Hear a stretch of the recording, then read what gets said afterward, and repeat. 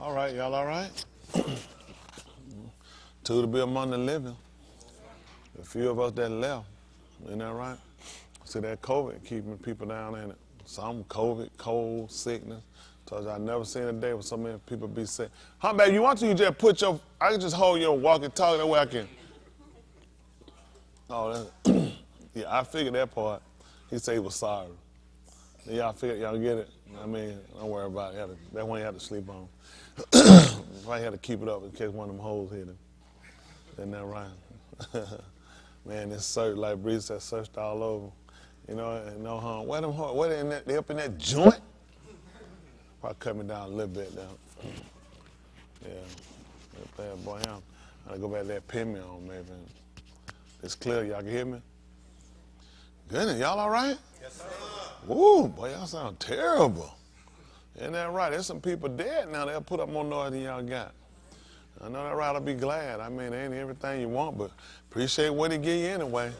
Why you got it? And somebody always got to listen to you. I had to go by and see a client this afternoon, check on the job we did for him, and Caucasian older gentleman. And he was sharing with me before I got the job to do it for him. He was telling me how everybody in his family dead. He had no living relatives. Nothing. Told me he need to get his home fixed though. Said, you know, before he go into the nursing home, and that said, he said everybody. He said, I got a friend check on me. He said, I ain't got nobody. He said, all my family dead, everybody. He said, I'm just trying to hold on. I fixed it. He told me he was really pressed. I went by today to check on the guys when they got finished. I said, what? He said, they did more than I was expecting. I said, I want to make sure we took care of it was right. He said, I really appreciate. He's sickly too. He ain't probably got long. But just thinking about, you know, people don't consider what their life like. He said he got a friend that'll just come by, check on him some. He said, but I ain't got nobody. He said, I've been in a nursing home one time. He said, I know I ain't got long. I'm going to be gone about him. He said, everybody dead. He said, I ain't got no. He said, I don't mean to just keep talking. I said, you fine, sir. You can talk. I'm okay. You know, and I kind of like older people. We got several of them older people that, you know, kind of working on fixing some things for them, doing it. And I told them I'd do some extra stuff for them. I want to take care of them. I consider you keep living, it'll be you one day. And it ain't about the money. What it's about, you know, just seeing these people. You know, you listen to people's story, looking at people's situation, it really make you appreciate where you're at. A lot of y'all, I think if y'all went and seen these people places and how they living and nobody, no help, nobody. I mean, these people here, I mean, one lady, her door don't even lock. You look at how you want to know it. Listen, you walk right over her house and just open the door and walk in it. She couldn't lock it if she wanted to. You just like, you living here. It's just all it takes, the right person to go down and just touch the door. Listen, right, no resistance, nothing. Just do this and walk straight in the house if you don't fall in the floor. That's a lot of our people. Now, I give Joe Biden this much. He came up with a program where they actually gave monies out to elderly people to help them with repairing their homes. And just happen to be authorized to be able to do that. It's just a tragedy when you see how people living. I seen some stuff. Y'all done seen some of the stuff I done fixed before. I mean, from the depths and destination of Sheol. But this one lady got a house. She said, you come in and see it. I said, no, ma'am, I won't be coming in. I'll take your word. She told me she had a snake on the table. She said, he's about that big around. I said, what? I said, did you kill it? She said, no, I threw something at it. He went under the cabinet. I think he went on outside. You can come in the house. I said, not interested. I said, listen, I can see some of the inside of her house from outside. Am I making this up, Dwayne? I have no idea. You watch these people, it was just a tragedy. You look at these people's stuff, it's just a tragedy. How they treat our older people, listen, it's bad. It's just bad. She got 3 daughters, and they let her live that life. One came and moved with her left, and left her mama in that. There's no way in the earth I leave my mama in no mess like that. And you just stuck at the mercy of people. If nobody help you, a lot of times you have to see it for yourself to look at how people live and just look at. These people just like, they just won't help. They just like, if somebody would just help me, you know. And they limit to what they'll do, but I mean, you know, fortunately, you know, Connie Yahuwah, I'm not really concerned about what they'll do. I know what I'm gonna do. So it's little stuff they really leave and they just tedious. I told her later, I said, listen, I said, don't worry about it, sweetheart. I said, when I come in, I'm going to fix it. I'm not concerned about what they're going to do. Just know it's going to be done when I come in. But, you know, just good to be able to help elderly people. I like old people as well because eventually I'm going to be one of them too. So you definitely want to consider, just living in the hands of people, man. You have no living relatives, nobody. It's just you. Your house dilapidated, holes all in the ceiling. You're just like, wow, how long can you live like this? And they just, I appreciate Mr. Yahuwah. I say that to everybody. Your life might not be everything you want it to be, but you could be a whole lot worse shape. I'm telling you, these people ain't got nobody. I give Joe Biden credit. Anybody that does something, that's admirable. And I know, like they say, it's always another agenda. My biggest thing, if elderly people getting help, that's the main thing. Take it from the young people. Make young people pay more. People don't realize a lot of these people, when you watch these people put in the time. They were the forerunners before you got him. Before you came here, these was your industry workers and machinerists and everything else you had. People working on assembly lines, people working in warehouses, people working in restaurants, grocery stores, and now we come along, the younger people now, they feel like they're innovative. You're only innovative because other people went through and did the hard construction work. You know what I'm saying? These people laid the roads for us, laid the foundation for us, and now when you reach a certain age now, everybody throw you away. That's why I kind of push to do what I do, and I try to encourage our king to do the same. I don't ever want to fall in the hands of these people. That's why I do what I do. I just rather not fall in the hands of nobody. It's unfortunate you can't depend on nobody to do nothing for you. When you reach a certain age and things happen, just don't count on nobody. That's just bad. That's why I tell y'all about forming allegiance, and y'all don't realize how important it is. And a lot of y'all, I got long gunners in him. They gonna calm though. I'm gonna let that long gunner start crashing. They gonna crash. They gonna be sitting right there. I'm telling you, let your long gunning way pull you out. I'm telling you, the only way you gonna make it, you gotta form allegiance. Everybody forming allegiance to make it. You try it on yourself. You can slip, you can miss, you can crash. There's too many things that can happen. You're gonna need somebody to have your back. True. I'm telling you, that's why you formulate these groups and do what you do. Main thing I look at, you can form them with gangs. People look at, it's stupid, why people get in gangs? It's an allegiance. A lot of times why people get in gangs because they've been picked on.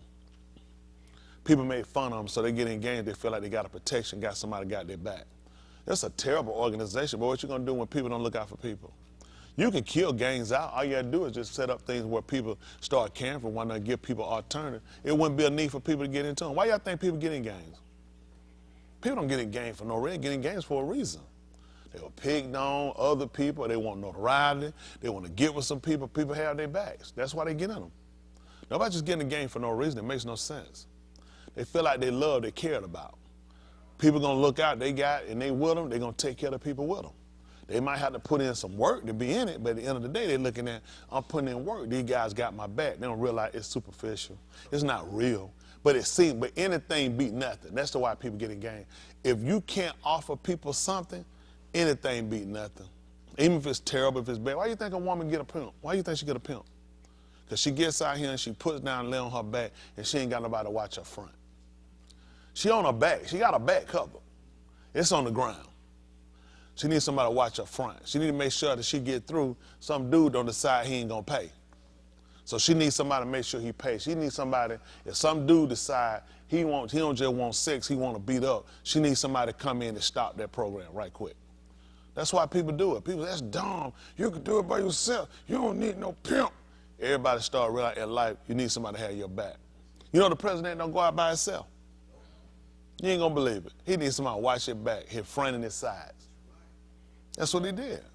See, a lot of times, I say, it's all about what you done in life. People don't realize it. You can't make it by yourself out here.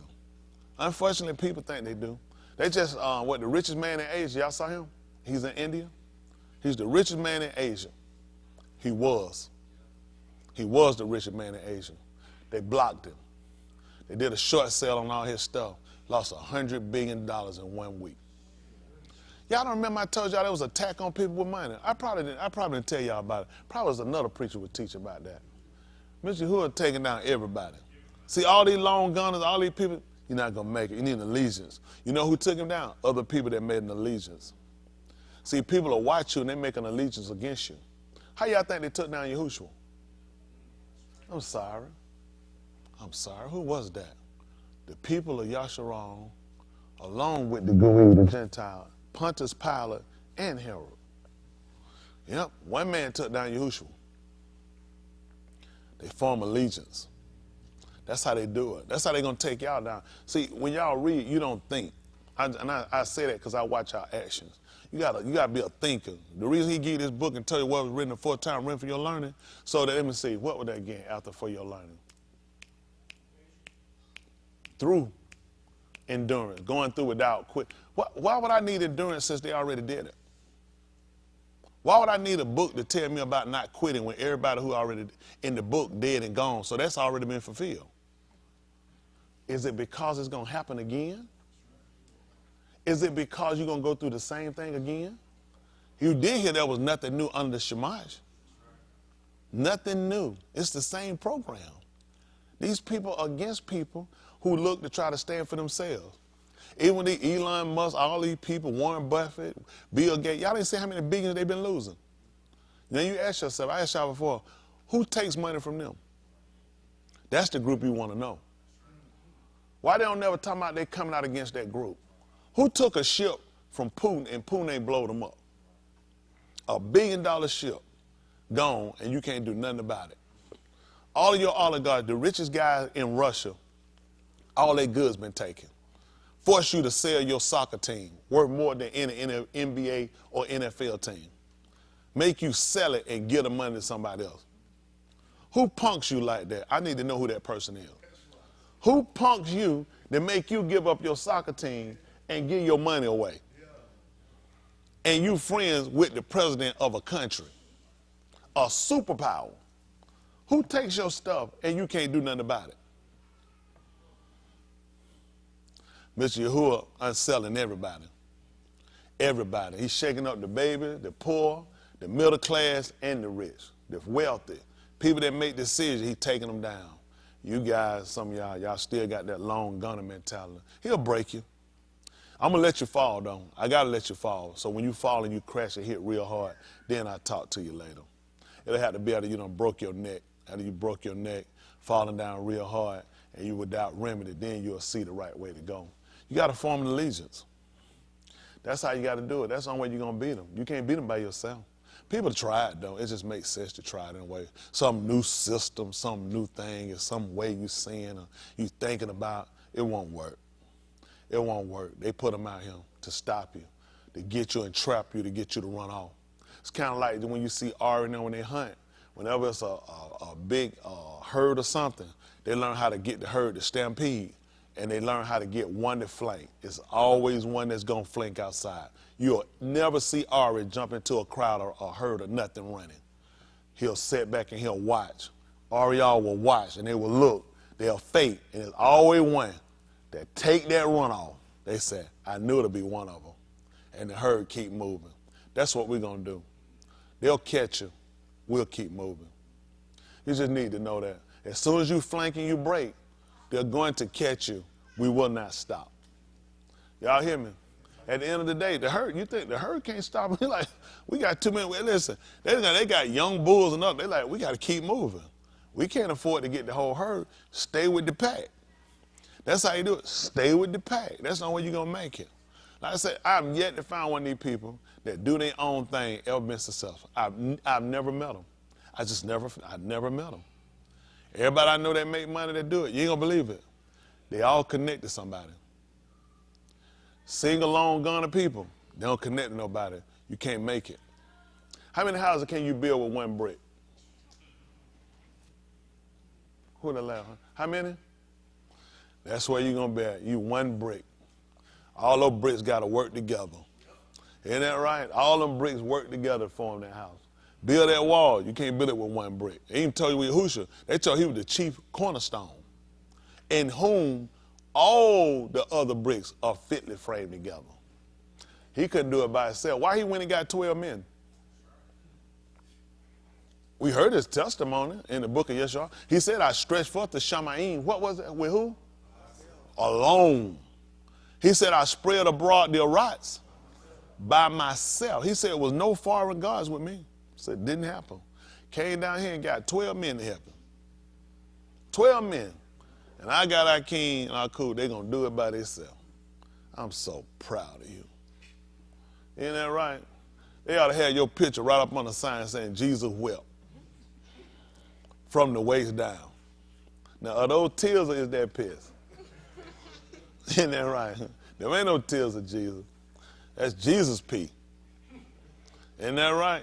You got a choice. You can get R. Kelly pee or Jesus pee. Isn't that right? Either one of them can pee on you. At the end of the day, we here to worship, we get the heart right. We all here because of heart condition. Isn't that right? Sometimes it's the hardness of our hearts. Isn't that right? That's it. We're trying to fix it. That's what we're trying to do. We're trying to unravel the mysteries that have kind of kept us kind of locked into this kind of this enigma where, you know, we just been trapped. We haven't been able to move forward. We haven't been able to progress and get things done we're trying to do for ourselves naturally and ruachni. I think it's crazy for a man to just say he's just working just ruachni and not, you know, naturally as well. I think they kind of work hand in hand. You just got to understand how things work. People you seen who will work with, I ain't even seen all them poor people he had. Let me see, Daoud, man, after his own law. Remember he went that time to get a loan and his credit rating was low? Solomon, every one of them laws he set up, every one of them was rich, wealthy. Now you come along, everybody be saved now. Just be just as poor as you want to be. I'm not teaching prosperity, I'm just telling you how people made a fool out of us. People try to teach us not to want nothing and have nothing, and the people teaching it to you, they got something. That's what don't make sense. Why they gonna teach me about being broke and they got something? That's just like the slave master. He convinced the Negro slave. A lot of y'all got that same mentality. I tell you what, I envy you. Just out here and just working and being a slave, you got it a whole lot better than me. Man, I got all them problems. He go right back up to that wife and say, well, you know, anytime you want to, master, you could be the slave and I'll be the slave owner. No, I won't want to put that on you. You got a better life than what I got. They always tell you something, make a fool out you and dumb you down, and that's why you don't have the intelligence where you ever want to inspire for anything. But our goal is to inspire most of all, first of all, for our salvation. Y'all got it? Now, that's the hardest thing you'll ever do and accomplish. Everything else, it'd be like taking candy from a baby. That's it, because once you place set and you know where you're at and you know what you're working for, the rest of this stuff, let me tell you something, it's not hard that people made it. It's really not. Mr. Yahuwah opened up the door for when I got mine set on the right thing. That's our salvation first. Y'all got it? It's got to be salvation first. What else you going to do? You can get all the money in the world. It can't bring back your baby. It can't fix nothing you got not in your spiritual life, but it's a tool you use out here in the natural world in order for you to get by and navigate by these people. Why that man told you to make friends with the unrighteous of mammon? So when you do what? Yeah, receive it. That's right. You got to make allegiance out of him.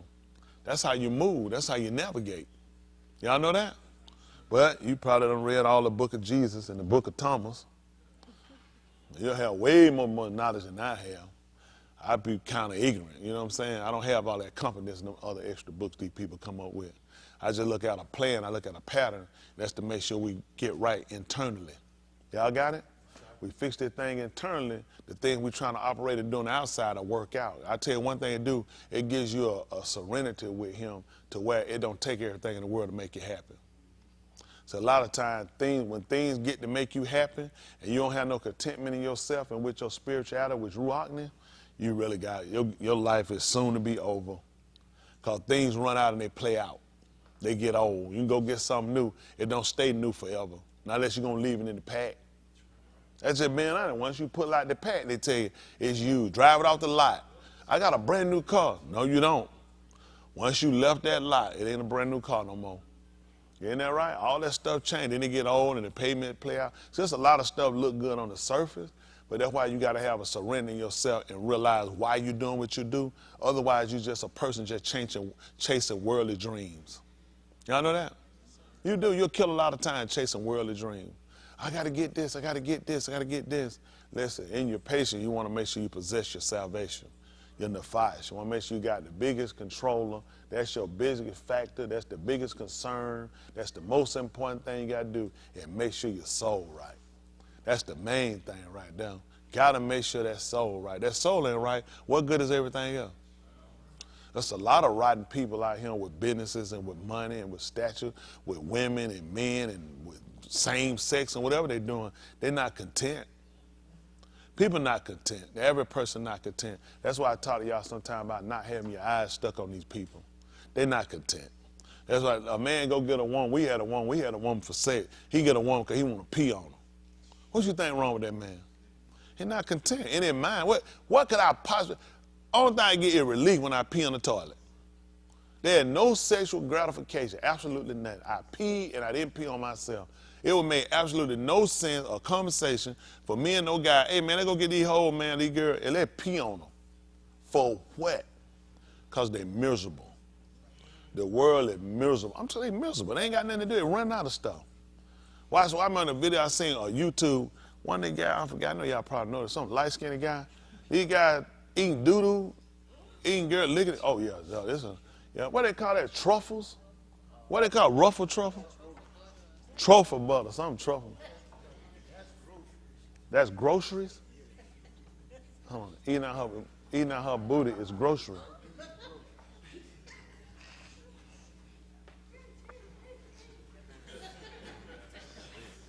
Y'all know who doing it though? People with money. They run out of stuff. That's the thing. I know a lot of people have their mind set on getting money so they can get things and goods. But if you don't have contentment in here, you're a miserable person. You're a miserable person that you can open a woman booty and eat out of it and call it grocery. You just disgusting. Y'all, how many of y'all done smell fart that made you sick? What you think happened? I'm talking about smell and then almost made you throw up and smell something. How do you eat doo-doo and call it grocery? Because you're miserable. You're miserable. You run out of stuff to do. And I'll tell y'all something. People don't realize if you don't be careful where you set your heart, your law when you're going after things, that's what you'll be next. They ain't doing that people don't do. What are they gonna do? That's why they'll do a man. A lot of them talk. They say, I already been with all different kind of women, so they want to do something different. A lot of guys, it's their fantasy. Oh, sleep with this, sleep with this. Them guys done it. So when they done it, they said, I want to do something different. I want to sleep with a man. I want to eat doo-doo. I just want to pee on women. And these are the people that a lot of folk get accolades to, and y'all look up to these people. I don't look up none of these people, absolutely none of them. Absolutely none of them. None of them impressed. I'm really not. It just don't make sense. Because, you start looking at how many guys, how many people sell their soul to do what they're doing. You'd be surprised. The average of them do it. You know what? And the truth be told, if you know how to do it, you'll do it too. The average people will do it, they know how to do it. A lot of folks just, I said it, you just don't know how. Those people have tapped into how to do it. So they can look successful. And they get what they want. People look up to them. People memorialize them. People idolize them. People have no idea what they do. And eventually, just like Satan do, he never keep them up forever. You're going to come down. And when they come down, it's a catastrophe. Now, look, the world don't even think about you no more. You sold everything. You had your high time. You had your fame and your glory. Now you're done. And guess what? Everybody turned to somebody else. That's how Satan doing. It's an old trick. It'd be different if he left you there forever and ever and ever, and you lived. But you die, and your whole life in ruins. Rather just take my time and do what I do. That's why I tell y'all, salvation first. Get your salvation first. Don't worry, the rest of this stuff will come. I know what it look like. If you get this, you'll have a peace. They got it, and they ain't got no peace. I'm telling you, I would get absolutely nothing from urinating on a woman. First of all, the piss is going to bounce back up. And it's getting on my pants and my shoes, and I'm really upset. But you brought this on yourself. Exactly where y'all like him peeing at. The world will just put you out and into things. And now you're eating doo-doo, eating booty holes, stuff nobody even thought about. Man, it was tough enough to tell before you eating vagina. Now you telling you eating booty? And doo-doo out the booty? Man, you got here going. I can tell you would come up in those days, and somebody find, oh yeah, man, I ate some doo-doo. What they did? Man, that's all right. Man, I ran you out of town. I don't know what they'd have said back then, Uncle Ted. Could a man told somebody he was eating doo-doo?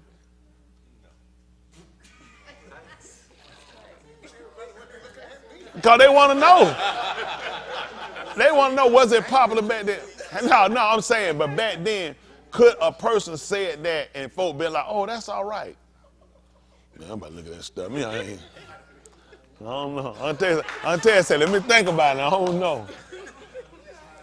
I just tell you, the world going sick. The world's sick. But because again, who the people gonna look at? I mean, they're being honest. Who set a standard?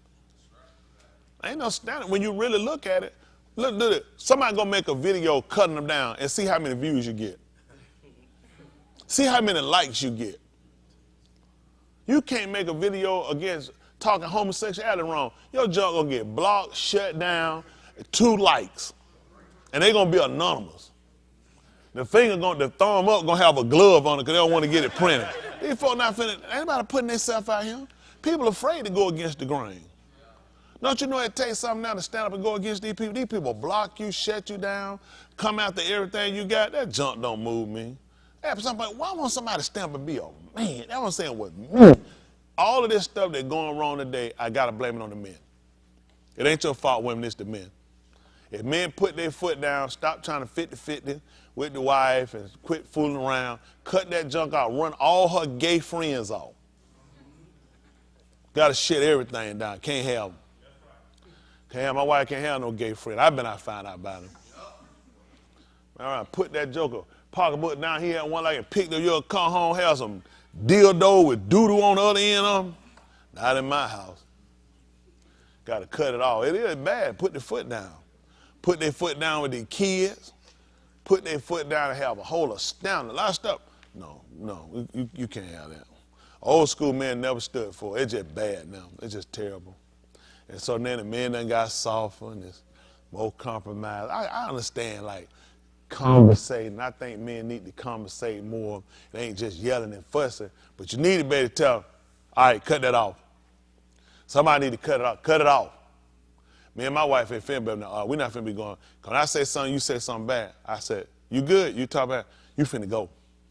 I gotta get you out of here because you don't went crazy. That's different. Y'all don't like that, do it. I don't play that stuff. Man, you can listen. I let you put a bug in my house, see how many times me and my wife argue. I'm not having that stuff. I'm old school. We're not having that. And the quicker way for the argue is make sure your mouth shut. Because I'm talking. So I'm old school. I'm playing that stuff. Close the window. Then we run, charge each other, slamming doors. No, we're not finna slam no doors at him. Them my doors. I don't play all that door slamming. How many of y'all know what I'm talking about? I'm old school. I don't play no fools like that. I don't know where folks get that stuff from. Ain't that right? I call my wife no boss. Boss what? Play no fools like that. Why is somebody doing some work? How they tell me I need to talk to the missus? I said, for what? I got the wrong person. Talk to the missus about what? Is she paying for it? Like, no, we're not doing that. That's old school. I don't know, they did new stuff now. All that stuff. I like all the TL on that gone birthday.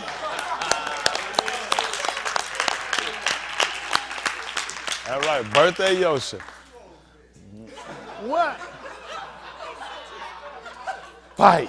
That's what we want to fight. You don't beat him down, Yoshi? Oh, you ain't. You just a humble. Your birthday to come around more regular. You be ready to fight, don't you? But no, that's just, we need to have a class on one-on-one on man. They go, you can't do that today. You can't, you got to stay a man. That's right. You don't compromise on being no man. That's the way you do stuff. Now, you ain't got to yell and be stupid now. You have some intelligence when you do stuff. As a man, you got to know when you got to tell, that's enough, cut that off. In there. All right, that's enough. They got that in that. Go on in it, shut it down, and keep it moving. That's how you keep problem down. I had to keep them all that yelling. Somebody said it wrong. You done got called faggot and called her B, because y'all should have cut it off and everybody ended that early. So you keep going on, eventually somebody going to look at, I got to try to win now. We've been going too long. Got to learn how to cut it on out and be done with it and keep the peace. Everybody learn what their role is. I don't know, now society got it now where, the man ain't in charge no more. She just as much as you is. You need to get your own place. Cause ain't no two. We don't need 2 pickles in here in this bed. Cause we're gonna be 50-50. You got a pickle, I got a pickle. I rather not put them pickles. And you ever look in the jar, all them pickles point down in that jar. When you catch them pickles in that glass, bump it like, get them 2 pickles, throw them out that glass. When they put them in the bottle, they make sure all them pickles don't be touched up. You can't have them pickles, boom. You get a bottle of pickles, you say them pickles just boom, boom. Say this the wrong bottle. I don't want this bottle. Get them once. I need all them pickles turned down. Hello? Yes, sir. Yeah, you can't have that kind of stuff going on around him. You got to start putting the man. Man got to know how to be a man. And man ain't just by the mouth now. Man lead. He lead by example. Isn't that right? That's the truth. Now, we don't want to just be like, oh, yes, it's just mouth. No. Lead by example. Be somebody to follow. Ain't that right? That's what we're going to do. That's what we're doing. Listen, making men. I'm making them.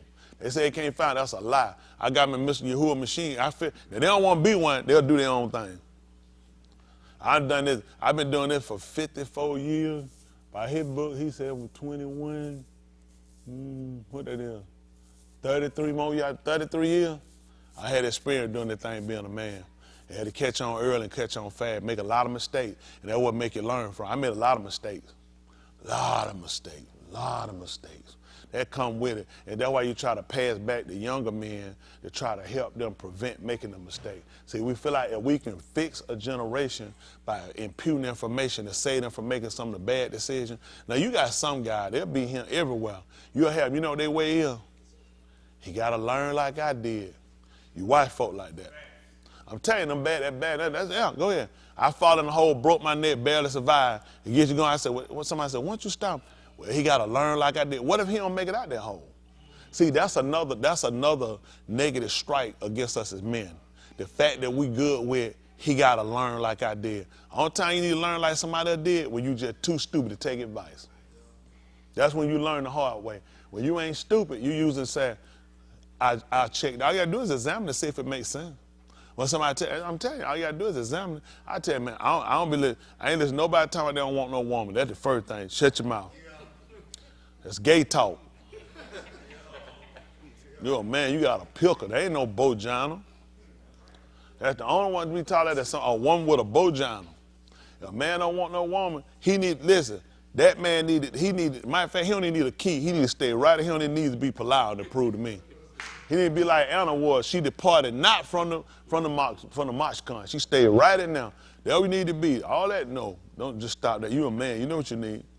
You're a single man. You need a woman. Y'all hear me? Oh, they ain't talking now. They're tired.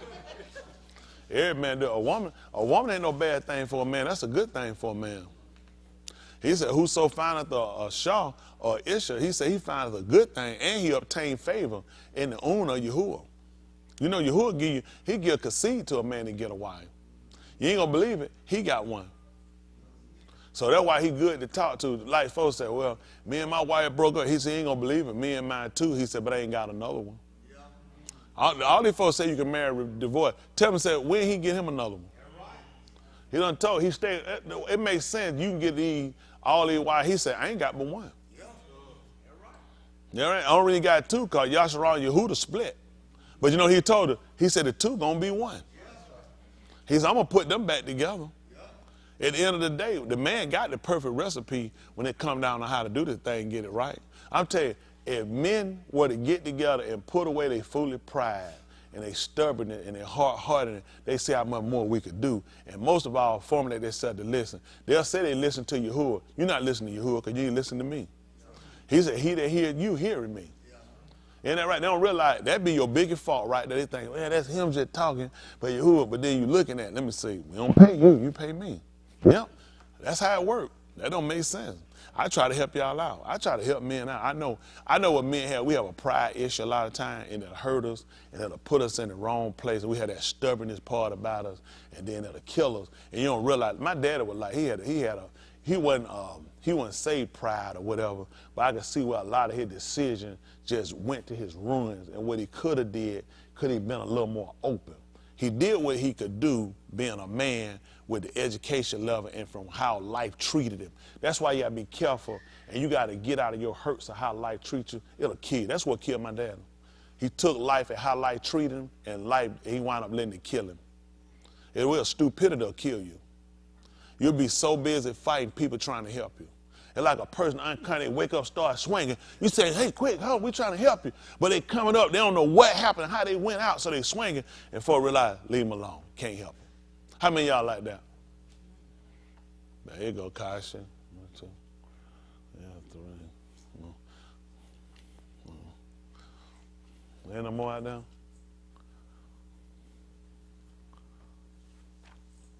That time. Ain't none in the hallway but one.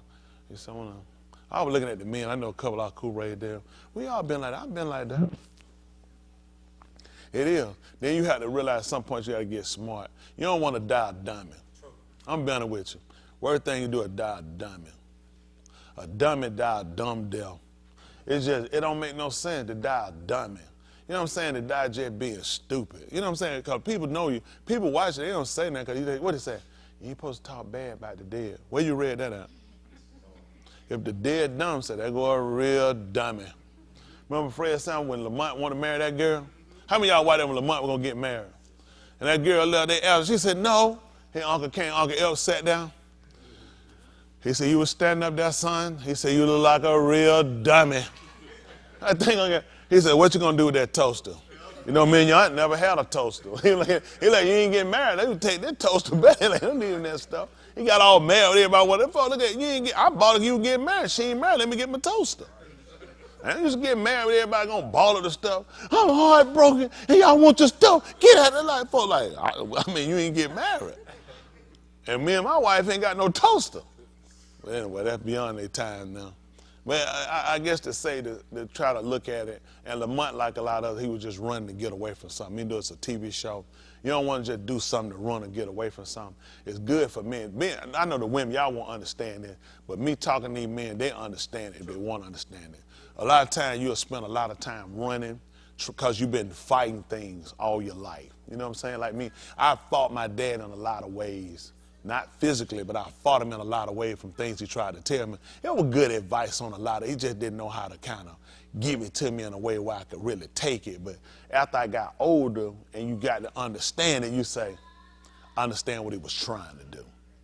I didn't understand the time because I was so busy want to fight what he was trying to get me to do. It's like you want to go against the grain so bad and you want to do your own thing and you don't realize all he was trying to look at was he was a man that didn't know how to say, son, I'm so scared something's going to happen, you're going to wind up getting killed.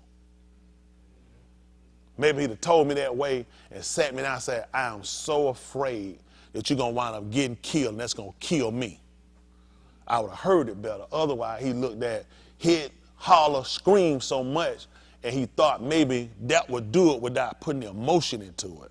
So it pushed me to an end of first chance I get out and do my own thing.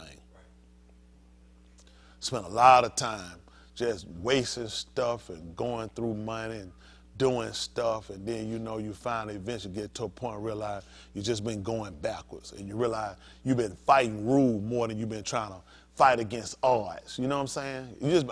All it was, you realize why you were just fighting against rule. I got them. They fight against. It's just they're not fighting. They think I'm fighting the odds. I'm doing what I got to do. Not. It's fighting the fact I don't want nobody to tell me about myself. But you try to tell them in a way to where try to avoid you from the hurts. You might not make it where I'm at. A lot of men don't get it right. A lot of men just die cold-hearted and dumb. Cold-hearted. A lot of men die, their family hate them. Y'all ever know anybody like that? People die, anybody know that? Anybody parent died or something, they hated them? Or no, people don't realize you can die like that to where they just hate you. Because you just miserable and you carry your misery with you and you just inflict your misery on other people. And they just like, I want you dead. I want you out of my life. I used to want that for my dad. I wanted him dead. I wanted him out of my life. Then, hey, he wound up leaving. You say, wow. Never thought that'd happen. I got older now before that, but young, I wanted him dead, quick as possible. You dead. Get out of my life so I could go on and live my life and go with you. Who had kept him around a long time and kept him around long enough for me to understand and get to know him better for who he was and realize, the way he grew up, the way he saw life and the way life handed him his hand, he just, it made sense to be the person he was. You know what I'm saying? Now, all of us have an opportunity from growing up, having fathers or whatever we seen or not having them and looking at, or either could have been the mother. You seen the hate, you saw the misery of them, you saw the death of them to realize, I don't want to be that person. I don't want to be that person. You make mistakes because you follow a pattern. You'd be surprised. The parent you hate, you'd be surprised how much in common you have with them. Oh, yeah, you do. The one you hate, I realized later how much in common I had with him. Yeah, I did. I fought this I didn't want to be, I wasn't going to be, and you wind up becoming it. I wound up becoming that man before I realized it. And, you know, you get this opportunity, very few people, to come back and reconcile, to realize where your mistakes happened, where you went wrong at, where you spent or put a lot of your energy and time at, and you could have done something different. But regardless of that, you can't change your past. You don't have to keep being that person today. Right. That makes sense to any of y'all? Yes, yeah. And then, you know, you grow to realize, you know, I love the old man now. I harp the old man. He gone. But it gave me a chance to grow, learning from him to realize what not to do and look at things differently. You know, life is one of those things where you don't know when it's going to end for you. You don't. You don't know when it's going to end for you. And you really have to start taking inventory, looking at where you're at and what impact you leave in the world, whether negative or positive. And some people say, that don't make a difference. It makes a difference because the reason why we're a society today or where we at, because people think what they do don't matter. What you do does matter. What you do does matter. Whatever feelings, whatever regrets, whatever hates, whatever loves you have, you ain't gonna believe it. Other people do too. When you hurt, nobody cares, nobody don't give a blank, it's just you, and everybody hurt said the same thing. Everybody hurt said the same thing. So when you start to consider that you're not as different as you think, but you have more in common with people than not in common with them, then you start to look at things differently. Think about how many of you, when you hurt, it feel like it's just you? Nobody understands. Nobody knows. It's you against the world, however you feel. It's never that. It's just because you're hurt and you're in yourself. Versus like, you don't ever have to be by yourself. Those are options and choices you make. And when you do, your rationale or your breaking away from it is all based upon how you went into it. You think you did it, and then you build a wall for yourself, and you lock yourself into a world of misery. Right. You can lock yourself in a world of misery. It ain't worth it. All you do is eat yourself up. You know what? Hate and anger, frustration, and hostility constantly, it'll just eat away at you. And little by little, you don't know, it'll destroy you. You'll die a miserable man. Nobody want to be around you. Nobody care. That's more dangerous than anything. You know, besides, we saying outside our salvation. For the reason I'm telling y'all that, it's the truth. That's right. It's the truth. You ain't ever got to be by yourself. You ain't ever got to be alone. You ain't never got to cry by yourself. You ain't never got to try to do it all by yourself. You can get some help. You ain't got to go to no clinic. You ain't got to join no special club or no pageant and send $5 for no napkin or anything like that. You just got to be willing to change. Examine and think about it. How much do you love yourself? How much do you hate yourself? Then when you do that, I want y'all to do that. Can y'all do that, y'all think, maybe tonight? You get a chance. Write down how much you love yourself and why. And how much you hate yourself and why. There's things you hate about yourself. Write them down and look at them. Then let's be practical about them. What are those things can you change? Y'all see that finger? Y'all see that? I hate that thing too. But that's life. I can live with it. And let me ask you something. How many of y'all ever knew this finger did this? It's that I kind of don't straighten out. How many of y'all knew that? 1, 2, 3, 4. Go put y'all name on the board. And put a check for being the other 4 bit. Come on. Put your names on the board. Tab, I said, put your name on the board. Yeah. Ain't y'all business. If y'all were minding y'all, Leisha, I seen you. If y'all were minding y'all business, it's called being in other folks' business. Let me have my business till I'm ready to share it with you. If you at home, I want you to write your name in a text thread and send it to me. That ain't your business. What is wrong with these people? Whoa, that's scary. Put a check. Look at these folk. I want to apologize to people at home for what you had to see tonight. Folks in other folks' business. Okay, anyway, for y'all that didn't know, the thing is, something like this doesn't take or add anything to me. It don't allow me to, it don't hurt me from picking up or putting something down. It's just something that I don't typically like because I would want it to be another way. So since it doesn't take anything away from me, it doesn't allow me, and the only reason I would want it to change is because I seen somebody else's finger that didn't look like. It wasn't a problem till you see other people's finger doesn't have that bend in it. So when I measure it, is it really a problem? Or is it I made it a problem because other people's finger don't look like this? Sometimes things that you make a problem and you make a fight, nobody even think anything except for you nosy folks. And other folks, hold on for a minute. Turn around. Let me see your face. Did I just have a problem with you with tonight? Put 2 checks up there. What was going on in y'all home reading this gal up here again? They putting checks in her name. Riley ought to rent his home. That's 2 times she's been up here in a week, Riley. So anyway, I use this for example of just showing you how a lot of times things that you don't like about yourself, you make those things sometimes a problem. Things that are character flaws.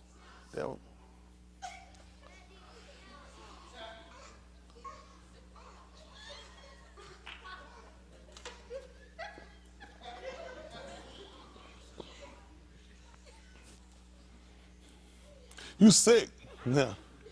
So something like this physical, it can go to a hospital to get broken and realign and do all those things. But a lot of times you can put a lot of effort into things that really don't matter with people. So when I say that, think about how many things about yourself that you might not like, that are, things that we say are defects, that really not something that really affect you in a way other than you make it a problem. Then look at things that are really a problem about you. The fact that you get so caught up in yourself because of other people, that's something more to fix than this. True. Y'all understand what I'm saying? It can be fixed, but then what about the character flaw?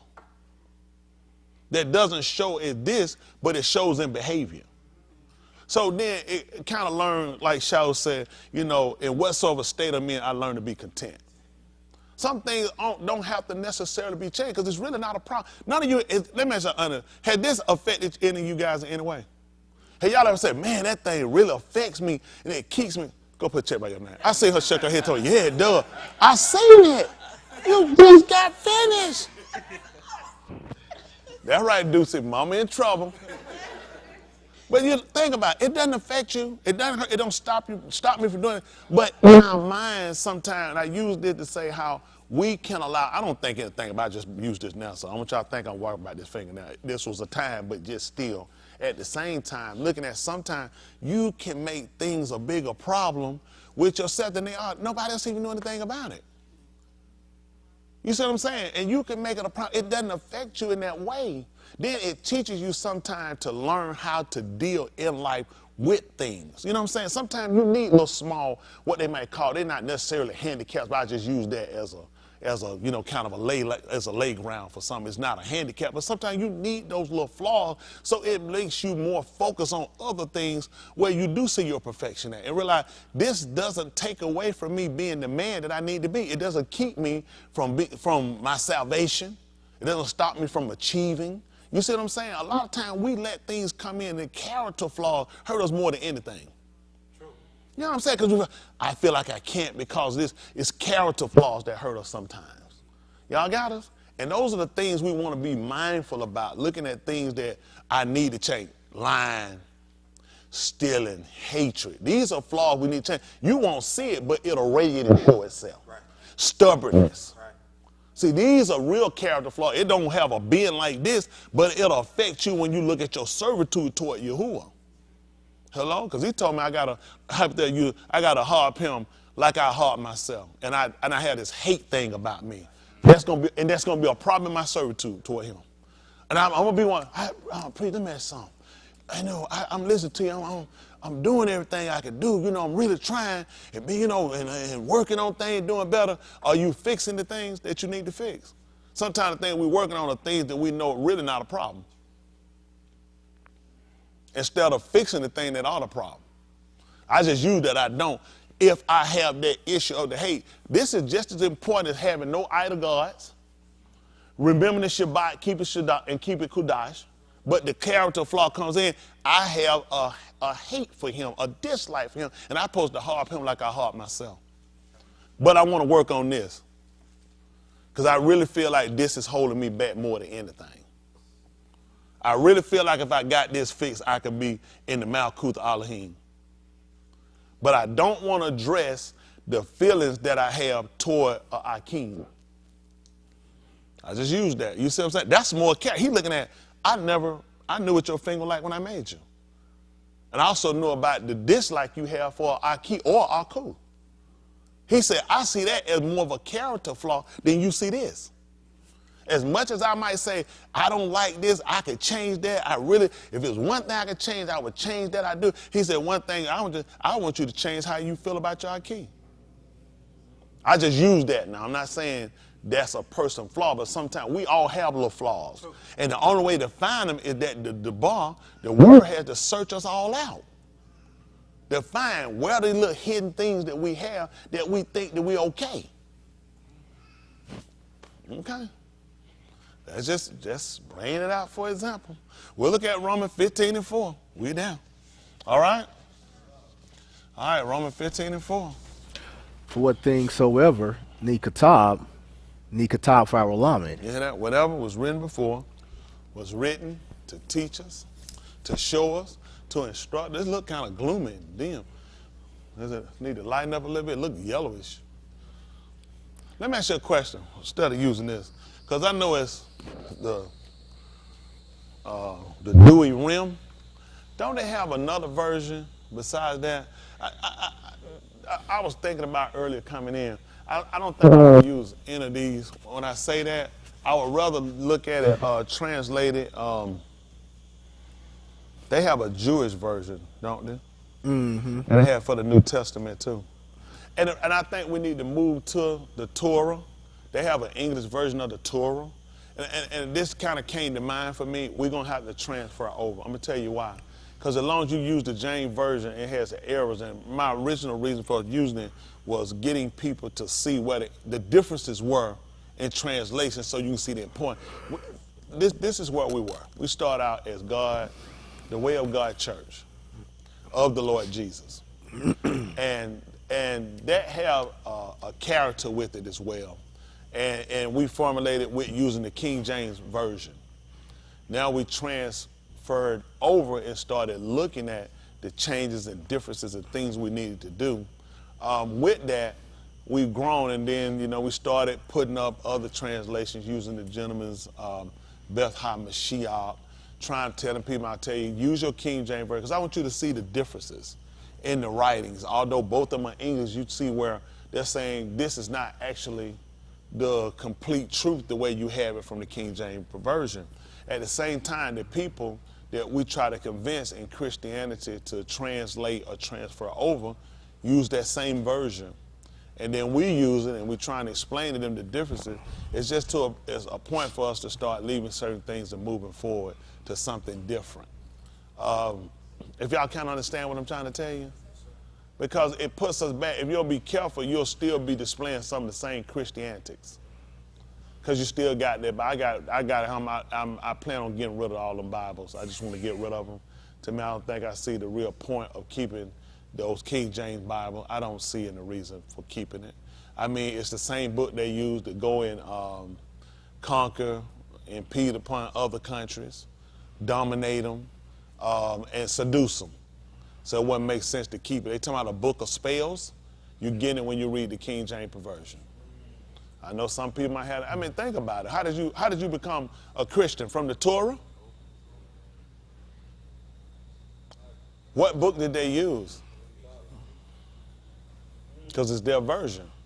It's their doctrine. The Pope is right now in Africa, going through Sudan, going through Africa, convincing these people that Christianity love them and trying to get peace. They're trying to come and solidify themselves. People are breaking away from Catholicism. And breaking away from it means giving them back their books. Give them back their curious books of arts too. We played long enough and we've gone through long enough, and it's time for us to transfer over. If we're reading a book that constantly keep giving us the same wrong information, how do you expect to stay right? It's like when they teach you a certain format of doing something, and they teach it to you, and they try to get you to understand why you're using the format. Then if you break away from the format, then you're right back to where you started, where you needed correcting. So we got corrected. Let's try to stay with the corrected measure to keep ourselves from going back into where we felt, where we originally found ourselves in transgression. That makes sense? Well, it'll be something, everybody have their different views about it. But at the end of the day, Christianity hadn't saved nobody. We know that of a truth.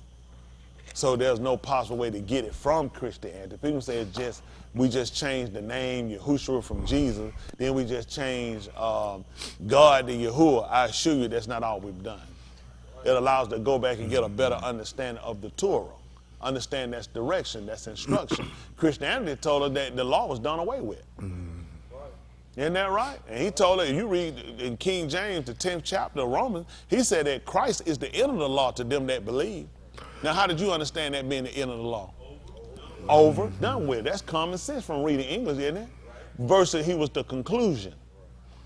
He's the conclusion of the whole matter. Y'all got what I'm saying?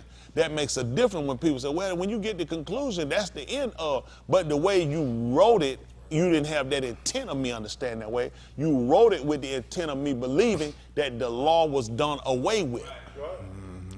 Got it? And they knew that. If you got rid of the law and its practice, it justifies now why man is in the behavior he in.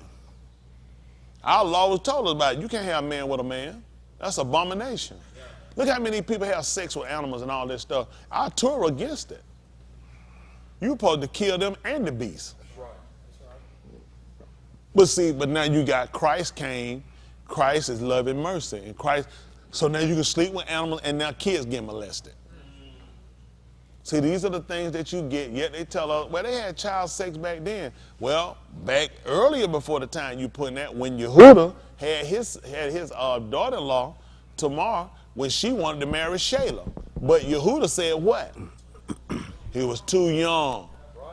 He said Shelah not grown. These folks try to tell her, they were getting married back then at 8 and 9 years old. Apparently, he must have been 7 or 6, because he said that Shelah was not grown.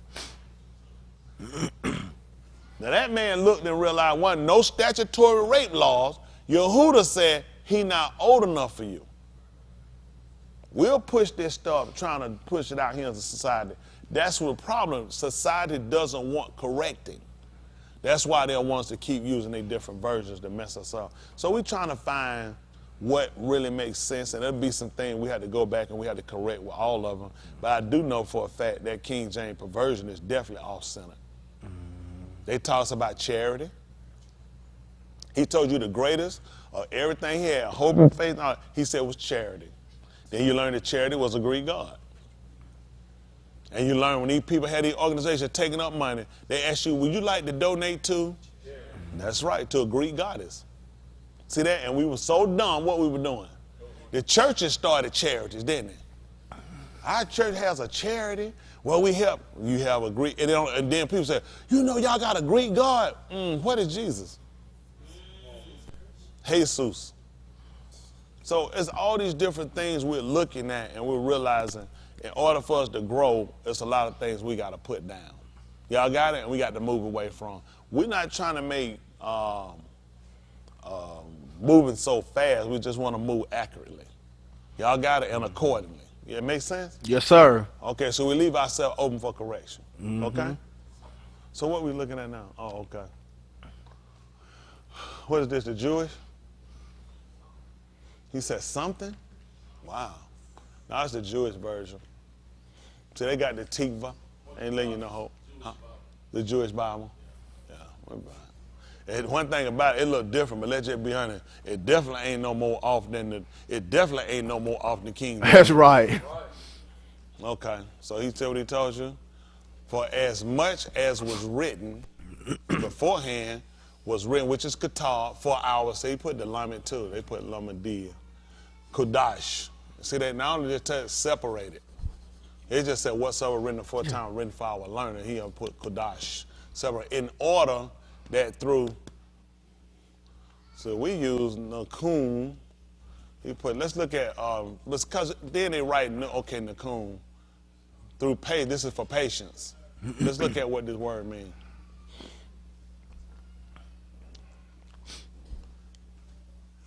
I look and say, let's cool. I want to look at the Jewish word with it, man. I already know what English means. That ain't helping me. I want to see what the English word, because now also when we use the Jewish, just know this, if we use this version, so that's what we'll use today, who are willing. We can look at the Torah, the Tanakh, when we go back to the old, which will still be, put us over what we need. But when we're dealing with them, remember, some of their words might not come, because with the thing you have with them is you're using a lot of words they use are new or a newer version of the originals. So like with their language, as it increased, they over here and they took out stuff, they changed certain words. They have more modern words versus the root words, what were the original words that were used. Some of their words are a little different, okay? The lexicon might not show it, because it's a new word. They're trying to show it to you with the S. Go ahead and do it down here. The zip, that's, it's translation. Let's go here, or English translation. The German concept can get more work done. Literally translated, sitting meat. Oh, there it is. Translated, so sitting meat, sitting flesh. Cool. In other words, a term for one's behind or you bottom. saved as a favorite. Let me say it real quick. Patient. This German word has strong connotations in the working world, where it implies a great deal more than just the physical part of the body you set on. It had a different definition. Let me see. He said hit the back arrow. Is that the second one? Under the buttock. He said at the top. Hold on. Come on, go back down. Hold on, go back up. Slow down. All right here. Person, but the bed spring tattoo, that tattoo waffles all over my power. Power to endure or to preserve in an activity. Staying power. So it got more than one definition. So I guess the word too, which makes sense, that'll be a German word because these people came from Germany. That they're trying to tell you that's amazing. Now, you ask yourself, why would you have a German word in your Hebrew book? Because they're Germans. Yiddish. They're Germans and Russians. That's what they are. They don't tell the truth about it. It makes sense. They just try to go and try to use the Zen at the front of it, but the German tell you it's German. But it's going on, the words consist of words, sits from the verb sitzen, meaning to sit. The flitz, meaning meat. So literally, your sitz flitz is your seat meat, which already alludes to its primary meaning. Second meaning, sitting.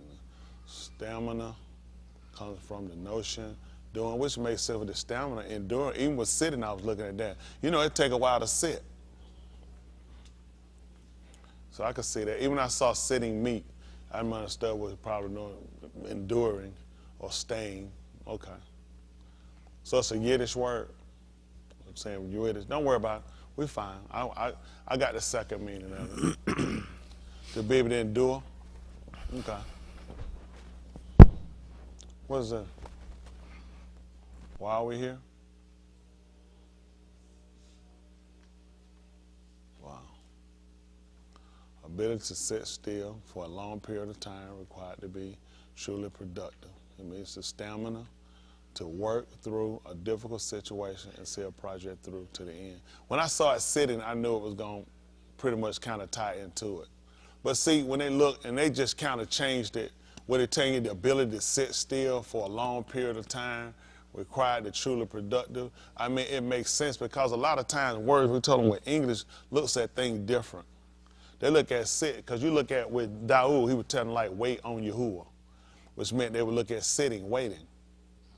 Some people can't. You see like kids, they sit down. I mean, I had a song years ago, they say I got ants in my pants. What you need to do? I need to dance. That's probably the time. They know, y'all remember that? I got ants in my pants and I need to dance. You remember that ant smell? That was a song. How many of y'all don't know about that? That was a song. So you know how they say, boy, you got ants in your pants. You can't sit down nowhere. So the word would make sense. That's how they looked at the sitting meat. Like, sit your behind that chair. Because when they want you to sit, they want you to stop doing what you were doing. They want you to wait. You know what I'm saying? You were moving, you were too anxious to do, so they would tell you to sit down. So how they looked at things are different. The more modern it makes sense, you know what I'm saying, the stamina to sit, but how they tell pay going through without complaint or doubt with doing. But for them, they looked at just basically sitting there and wait was showing patience. Now you go to the doctor, it's all you been, man, I've been sitting here for 2.5 hours. They said, wow, you are a patient person. You see that? We're going through the fact that you were able to sit and wait. So when you look at English, the way English are breaking and do it, you understand that way, and you might say, that don't make sense. When I saw that sitting meat, I had an idea in my mind, then it made sense. See, what'll look like it's kind of far out in explanation, that's how they saw things. It wasn't far out because that's their conversation. That's the way of life of how they looked at things. See, English does things differently. And because you've been customized to the way English does things, people in their mind, because they think, if you listen to anybody, English is the most superior language in the world to white people and black soul out Americans. I don't know how you figure that. Your language is a conjunction of too many other different languages. It's too fragmented. It's too many things that's argumentative in your language. When you deal with them, it's plain and flat to the point. Just like we heard with Yahushua, he was going to speak to us how? So how was everybody else talking? Bunch of fluff. You know, I said, man, you full of junk. Man, you had talking junk. That's what it takes. Everybody talking junk. You got too much others. So we talking junk. You saying a whole bunch of stuff ain't worth nothing. And that's what you have with English. It sounds good, but it's too many fillers in it. It's too many things argumentative. You can mean something when you're saying something different than what you just said. That's how these people get away with it, and they use it. When you look at the law, legalism, that's all it is. It's a way they use conversation to beat you out every time. But you don't even realize that. What are we looking at, Boston? Oh, this is a different version. What you got right here for? I know. It's a different book. Okay, we use this Orthodox. So 5, what are we at, 5?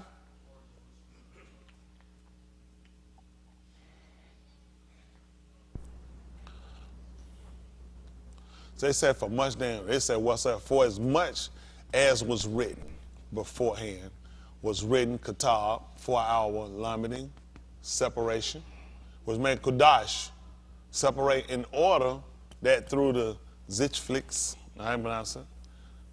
That's, of course, that's just German. It's not our word, that's German. You know, they're going to use that. And through the Nakum, which is the constellation of patience, of the Kitavim HaKadash, we might hold fast Tiva. What they're saying is the hope. Well, I mean, you know, they use the Kadash, and the Kadash is the separation, which makes sense. So all of it puts us in a situation of looking at everything that comes down with dealing with him and the bar is separation. Let's see something. Look at Aleph Kaf. They're called 1 Peter. See if that's 1 and 14. Because you notice with this one, it shows us Kudash a lot, which will actually keep you in the mind on separation. And that's something a lot of times people don't look at. Aleph Kaf, they call 1 Peter 1:14. I know they'll feel like, oh, well, how you know that right? Well, we know James wrong. They don't used to argue about that. We know that's wrong. We got some bases out of it. But you know what I'm saying? You just can't get back to home plate with it. Right. Now, how many people get the first bait and they get out from right now? Mm-hmm. So we're trying to work our way all the way back home. Y'all got it? Yes, sir. Battle up. That's right. All right. That's how they're going to read right here. All right, this is 1 and 14. Listen. As beneath of obedience, not conforming yourselves to the former lust, when you lacked the us, personal saving knowledge. When you lack da'as. Da'as is knowledge. They spell a little different. We got da'ath. Da'ath. He put da'as. We have da'ath. The D-A-T, you don't do either one. The T-H was making it plural basket at the end. Yeah, that makes it plural. Remember in our writing, and see, English, S is their word plural. With us, sometimes it can be the T-A. It can be the T-H at the end for plural. Okay? Y'all got that? So you can have the TH as plural too. Or the mem at the end. The M at the end can be plural. Y'all got it? Like we have Darak, which is way. Or you have the Darakim, the at the end, which means ways. See, with them, they used to the S, and that's why they'll fight. Think about it, you look, you say, that's dumb. Why would you know what? The S is dumb. See, don't think our stuff dumb. It's a discipline. And this thing, and notice, like I said, even in Romans, when we read it then, the difference, when you read them, you look, and you notice they've signified kudash after the action of the word when it deals with the debar. They signified it with kudash. And that's why it pushed me over here and look at Aleph, Kaf, 1 and 14. So as Benin Mishma, which he tells you with your children of obedience, not conforming yourselves to your former top 5 lust, which is this again modern, but it's still a word. When you lack da'as, knowledge. So you know what's it as obedient children, not forming yourselves according to your former lust in your ignorance. So it makes sense when he's saying you lack da'as, when you lack knowledge. Y'all got it? Personal saving knowledge. He said you lost that personal saving knowledge. Y'all got it? But all since the one who bestows on you, all must be for he. Okay, but since the one who bestows on you the kara for calling kara is kadash, So also yourselves become kodashim in hitnahaku. Yeah, don't do that. I can't do it. Hitnahaku. We don't worry about the English, but our whole end of using this is not trying to learn to speak German or Yiddish, but trying to get a better understanding of how they saw it, because it makes a difference.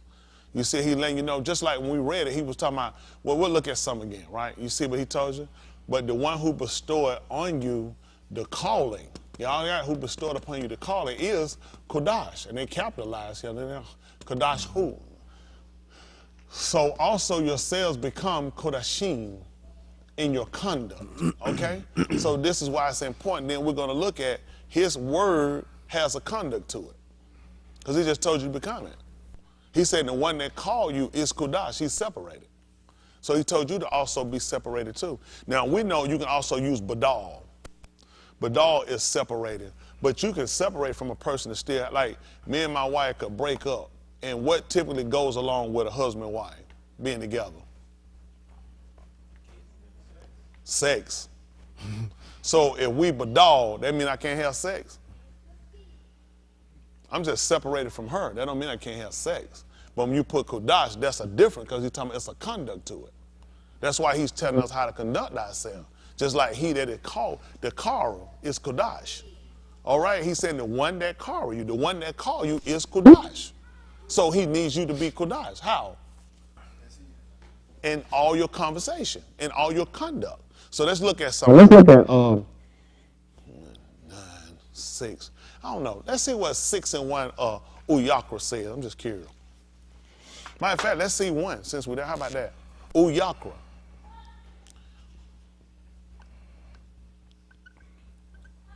That they call Leviticus. Let's see what it says. How about that? See, now you think about this. When we were Christian, now, as it says from King James, I'm talking to you, as obedient children, now fashion yourself, as obedient children, now fashion yourself according to your former lust of your ignorance. But he which is called you is holy, so be ye holy in all manner of conversation, for it's written, be holy for I'm holy. What would that have sent you to reading as a Christian? Just thinking. I mean, it's kind of any of y'all. What that sent you? Huh? Yeah. Well, I mean, put yourself back. You're not saying at a Christian mindset, but when you think back, it'll put you back there. What would have been your thinking about that? God is holy. Is he holy? I'm supposed to be holy. And we know in the separation, and there's a book. He told you he that is Kara you. There was nothing. We have a book called Kara, Yakra. I mean, there was no way I would go look at no book from Christianity, from reading that. Let me go look in the book of Leviticus. That makes no sense because the book name is Uyakra, which means and he called. So if he just said he which is called you, that's what he was, then I need to go back and look inside that book so I can verify. So I'm going to say, well, I'm supposed to be holy. Why? Because he said be holy. He told you it's written. He also went to confirm it to tell you, he said it's written. So why would you tell me it's written for me not to read it? As a Christian, when I taught in the holy church, we never went back to reading that other than what it say. He said it's written. So he said it's written. It is. You reading what's written now. You're not reading what it's telling you now. Go back and verify it. He that has called you, you have a book on call. So I'm telling you to be this way. Then you need to go back to when the call came. During the call, what did he tell you? What did he specify in the call? So then I have something to measure myself. Other than, I know I'm holy because the Bible say be holy. That's stupid. That's stupid. You actually lack intelligence. You know what I'm saying? We back to lacking das. Then you lacking knowledge. And he told you that's why my people destroyed. Now we have a book. Let's see what it tell us. Let's see. This is Yaakov. What did it come to? Slide it down a little bit. No. I'm sorry. Back up over one. So they put him Yakram. Is who Yakram? They put they say what they'll say is the V will make the same thing. We say the oo, the sound, the peg, and the peg will have. If you put a peg in the ground they tie, you'll have the stem at the bottom, so you will wrap around here to kind of secure it. That's what the oo is. First thing know what the oo is. It's a conjunction in a sense. You know what I'm saying? And that's what they look at. It holds up. So if you're building a tent, you will put a peg that you would tie. I'm going to say this here. Say if this the tent. So then,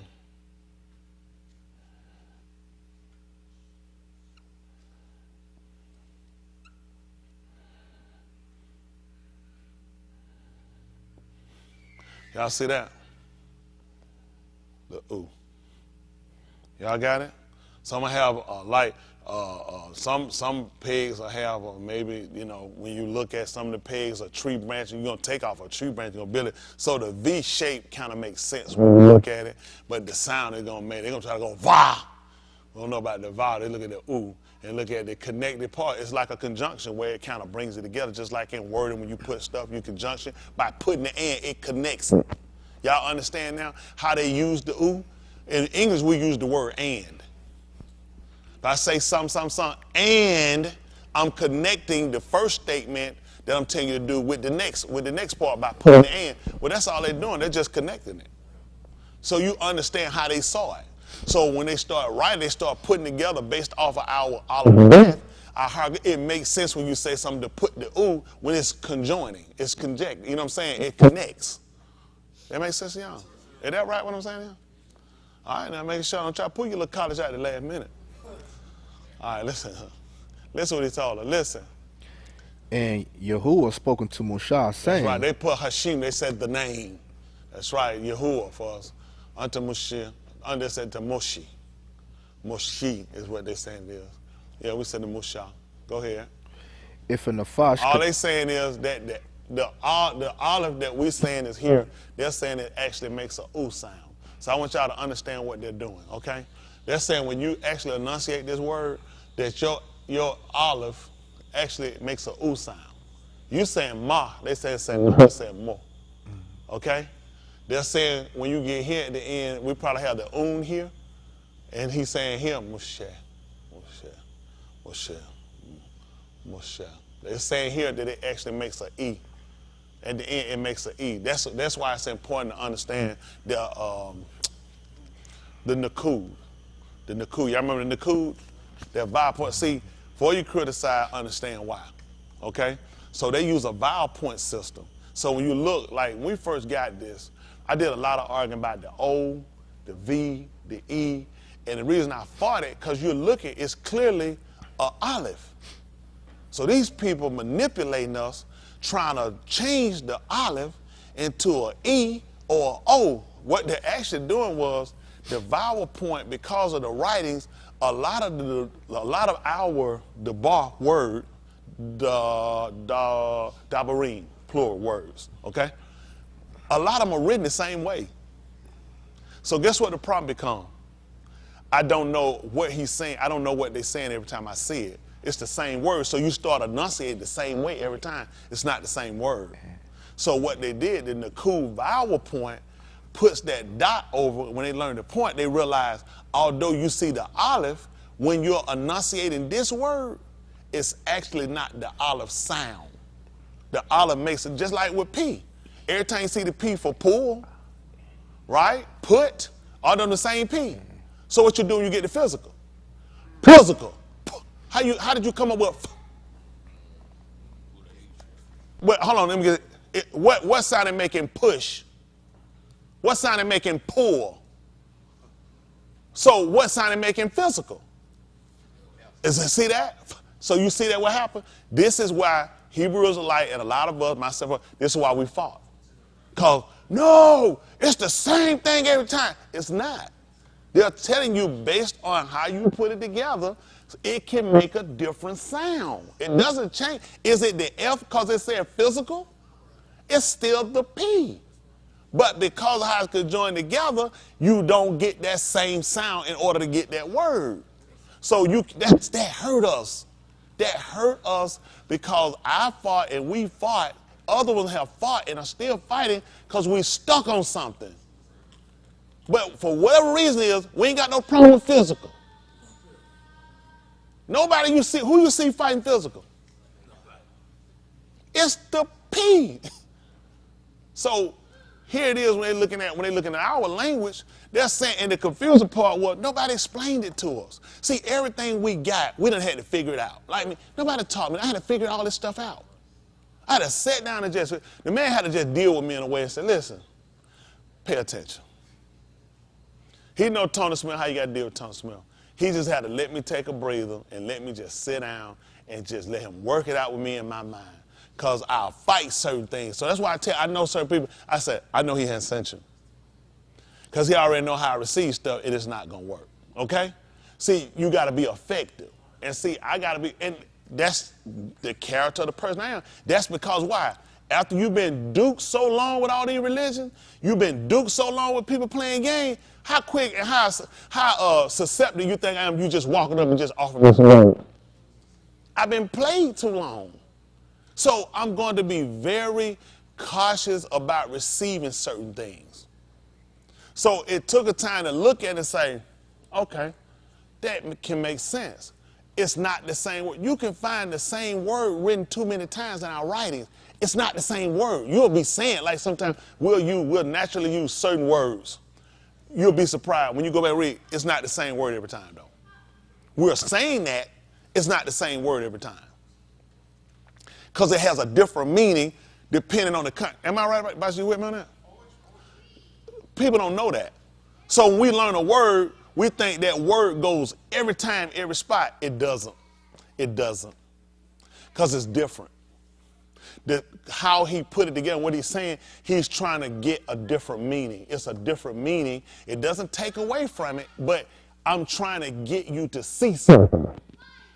Got what I'm saying? And based upon, that's why I say it's so important for us to go back to the old landmark. Going back makes a difference because the culture, so it makes sense of how they see, like I said, patient. For what is patient? Oh, that's when you're going through and the wind blowing and the wave erosion and you're holding on and you're waiting on Mars. Them folks don't know nothing about that. Them folks sit.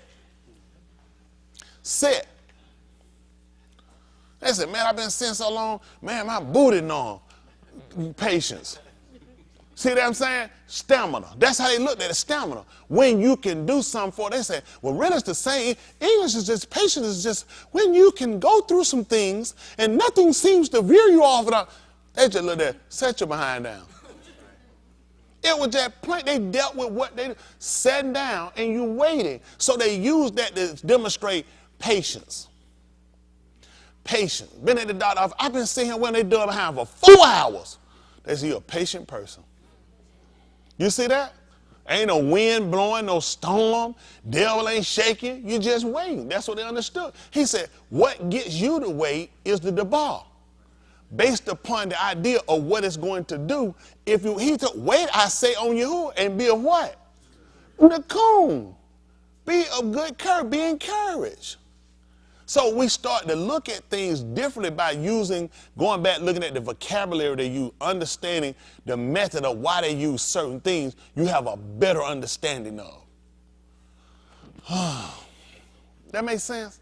See, just like with shalom.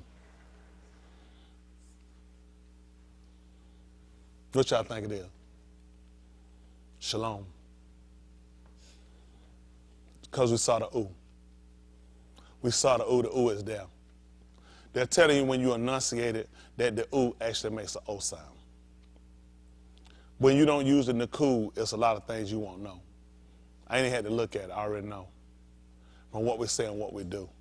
See, a lot of stuff you fight, and you fight it for a long enough time till one or two things happen. You'll kill yourself out, you'll die, or either you'll get smarter, you'll get tired of hitting your head, and you'll sit down and look at, I got to get it right.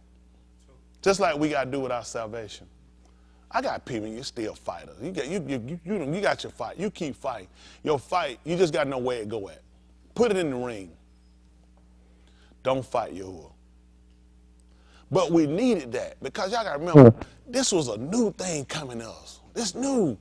We knew Jesus. How many of y'all need to study up on Jesus? You know Jesus. It's Jesus. J-E-S-U. You know what U-S stand for? Us. It's G in us. G in us. See? You make a song, a dance, you get it going.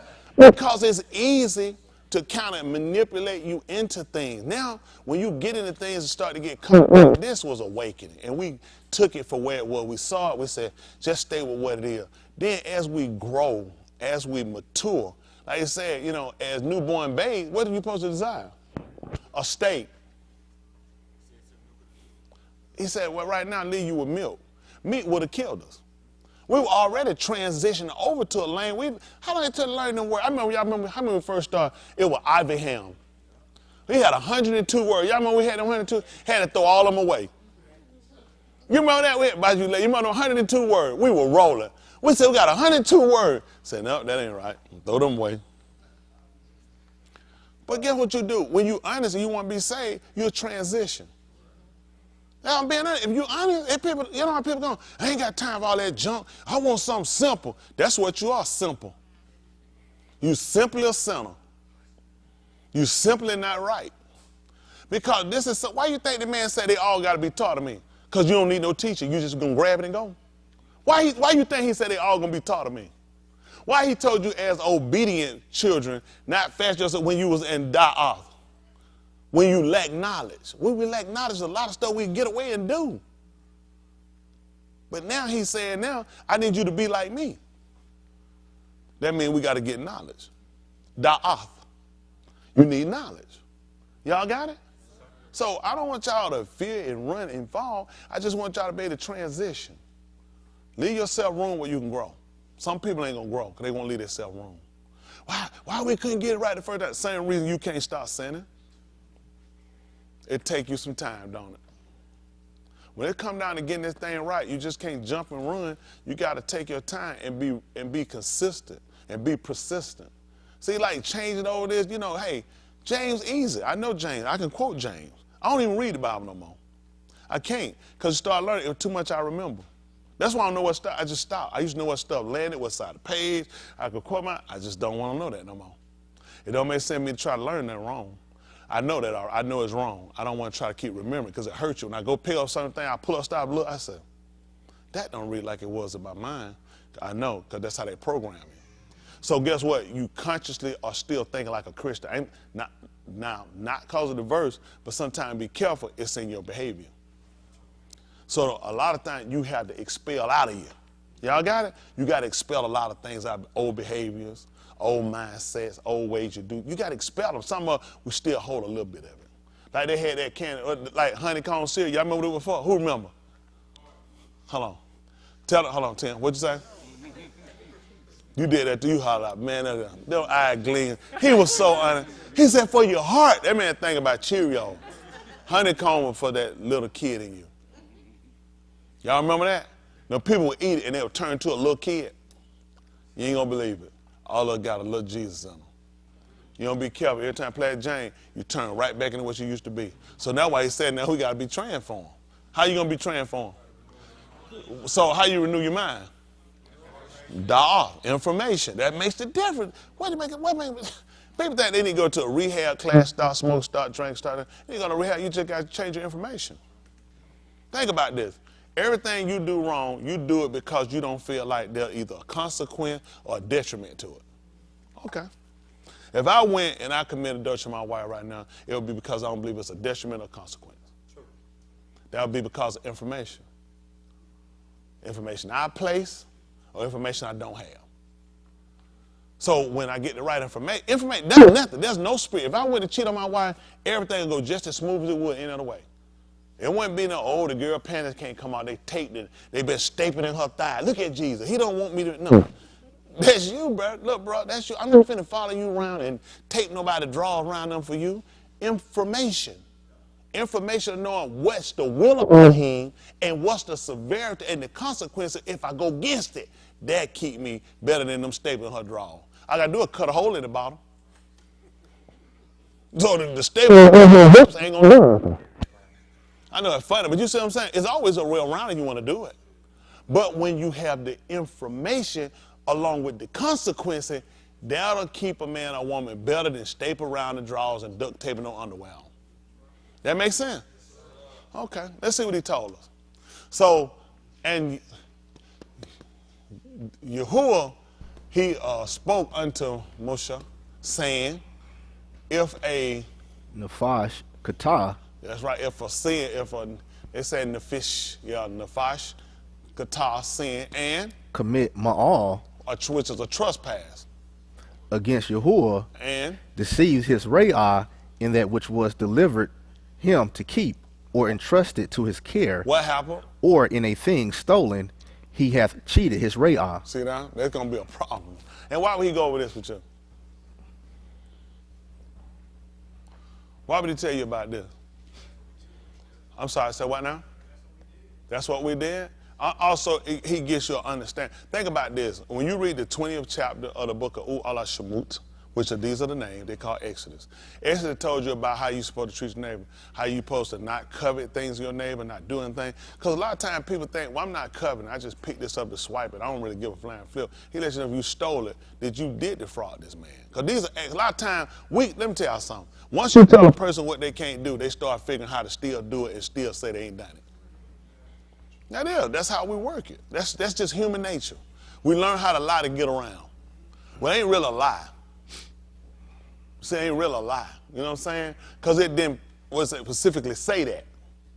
And the whole time, that's why he had to come through and cover details. Because guess what? He know us. You detail when you want to lie. So you got to be detailed enough to be able to hold you in so you can't say, man, I didn't know that. I thought I just wasn't supposed to lust at his wife or his ox or something. But I stole the man's money. Did it say money, though? It said but it did say nothing that's his. But in nothing, let's be practical, though, did nothing say money? Because I'm looking at, if he detailed this is really what he didn't want me to say. I ain't supposed to cover his ass, his ox, his donkey, or his wife, or that.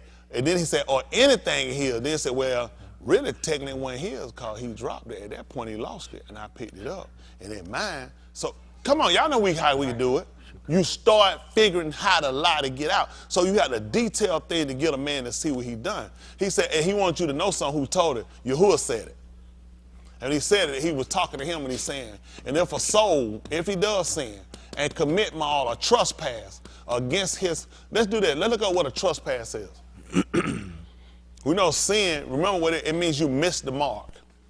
That's what they looked at. So I know they said sin is a transgression. They don't understand what that means. Sin means you missed the mark. Mean a bar has been set. You missed it. You're not on target. That's what he meant. That's how they understood it. I missed it. Y'all got it? I missed it.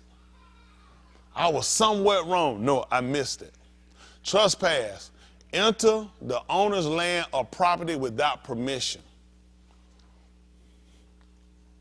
Commit an offense against a person or a set of rules. That's what he said. So this is an offense.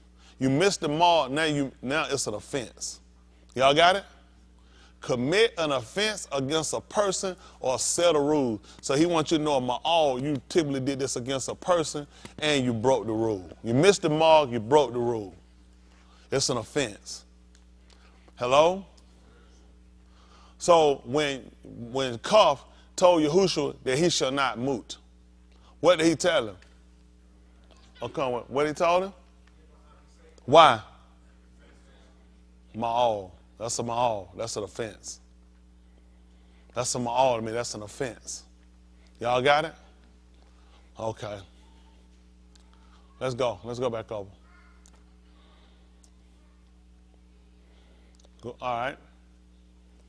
Where we at? Verse 3. 3? Okay. All right, go ahead. Or have found that which was lost, and lieth concerning it, and Shabbat with Shakir in Which any is saying falsely. in any of all these that they each doeth, Kataim therein. He said you're sinning. What else happened? Then it shall be, because he hath kata, and is guilty, that he shall return that which he had stolen, or the thing which he had extorted. He said extorted. Is guilty. Okay. Pastor, let's say it. Is that one our word? He said Hashem. Okay. Let's see what it is. So the E is no doubt gonna be an A. That they're gonna tell you the Nakud vowel. So he put it up, we see it. I want to see what vowel point, what they're using. And these are things we'll try to work on. People will think it's not important, but you need to know and it's in his book actually, because Shaul said we're not ignorant of Satan's devices. Lest? So let me ask you a question. When we don't know what they're doing and it comes out and put us in error, and because we didn't know what they were doing, that means we're ignorant of his devices. That means they took advantage of you. Superiority to a position. And the reason why they put superiority to position is because you don't know. So it's to our benefit as we learn it to know what they done.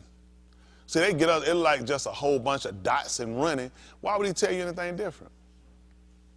I ain't got time for all that stuff. I know it. That's why he put it down. Because it was never for you to learn it, which would left you in ignorance, which means you right back to what he told you. He tried to tell you to be obedient children, but you right back to lacking da'at. You lack knowledge. So by default, you're in transgression, which is an offense, right? Yes, sir. Okay. Guilty. Shem. So, okay. So he used the olive. He used kamitz. Kamitz is telling you that the olive makes, this is a large sound like the A in aqua. So he's telling you that this is a strong A. Here he told you right here, he did the shun, S-H-A-N. So he told you he used the S-H, then he used the vowel point, he used the sari. He's telling you that it makes the E sound as in red, no. He told us making the E sound like an 8, but you're saying E-I. See, that's important for you to know when you watch the EP. Now think about that. You're looking at, why would you pay attention to that? You see A-S-H-E-M, that's it. And then you see how they did the phonics spelling. But if you pay attention, they used the Nakud. That he's telling you this is how I did it. So I used the S-H, the shun is how we typically would spell it. It's S-H-A-N, okay? He used the A, olive here. He told him makes the A like aqua. He took the shun and he put the vowel point over here to let you know I didn't use S-H-A-N. I used S-H, and then I told you I used Sari, which tell you that I made this, your olive that you'll say, I'm telling you that it will actually makes an E sound, so it's S-H-E, not S-H-A. Then he told you I used the mem. That's how you put the M here. Instead of you'd have had the N for the shun. So you'd have spelled this typically S-H-A-N-M. or S-H-A-N. And he said, you'd have been wrong. Because I vowel pointed to know what I was doing. Y'all see what happened? Sere means he used the E. It makes the E sound as an 8. But he's saying when he say 8, he's saying E. He's using the E and the I sound almost together so you know how to enunciate it. Y'all got it? See, he has a code. He's coding things that you would never pay attention to because you would assume the E makes the same sound every time. But he has a code that he knows when he needs to make a small E sound. See that? What I told you. Ain't two reasons. Commits. Y'all see this? Commits. You see this? This is what he put under him. So he was telling you that that A is the same in aqua. Okay? Ah. The ah. So that he lets you know how to enunciate. You see that? Commits. These are the cool vowel point. Sere. You see how you put him? The E as, okay, in they, eh. Why did I say 8? Oh, 8. Okay. Sere yard. I was thinking about when you do Sere yard. It's an 8. E-I. I apologize. So he's saying the E as in they. Eh. Eh. Eh. So that E would be like what? Eh. Eh. Yes, sir. So, you turn your mic on, I can hear you. Taught us our vowels. They taught us the long vowel. A, E, I, O, U. Then they also taught us the short vowel. A, E, A, U. So it looks like he's using a short vowel in English, A. Yeah. Hashem. Yeah. So I don't remember. Mine didn't go. Yeah. We didn't do no short. We just went. I don't know about, how many of y'all just went A, E, I, O, U? They ain't know when they taught y'all short and long. How many of y'all in school that time? Short and long. Put y'all name in the book. Put check right now. Go ahead, boss. They're not gonna. Who y'all think y'all is trying to embarrass us?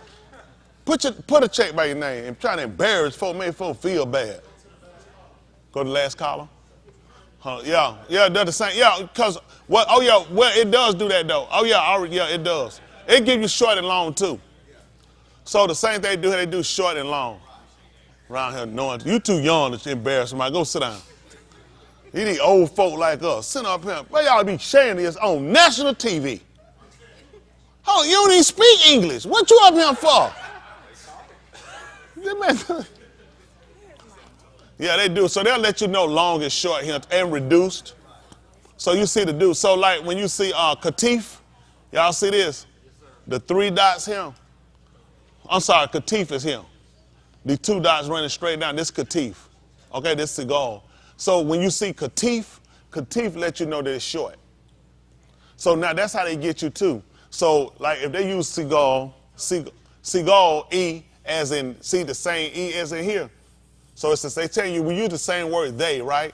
But here when they use Katif tells you it's been reduced. So back off it. Like they tell you you're doing, they say reduce speed. That don't mean stop, do it. That means come down some. So when you look at the Nakul vowel point, what these people do now, they stole it from the Nakul. See, in the different way, like you said, they never taught us what vowels were. We knew, they taught us A, E, I, O, U, sometime Y. They never told us what distinguished the vowel. For me, I know they did. How about y'all? Same thing? They never told us what between a consonant. We just knew, I repeated what they said. That's a consonant. That's a consonant. That's a vowel. I said, that's a vowel. If the teacher get paid and they don't know, we in trouble.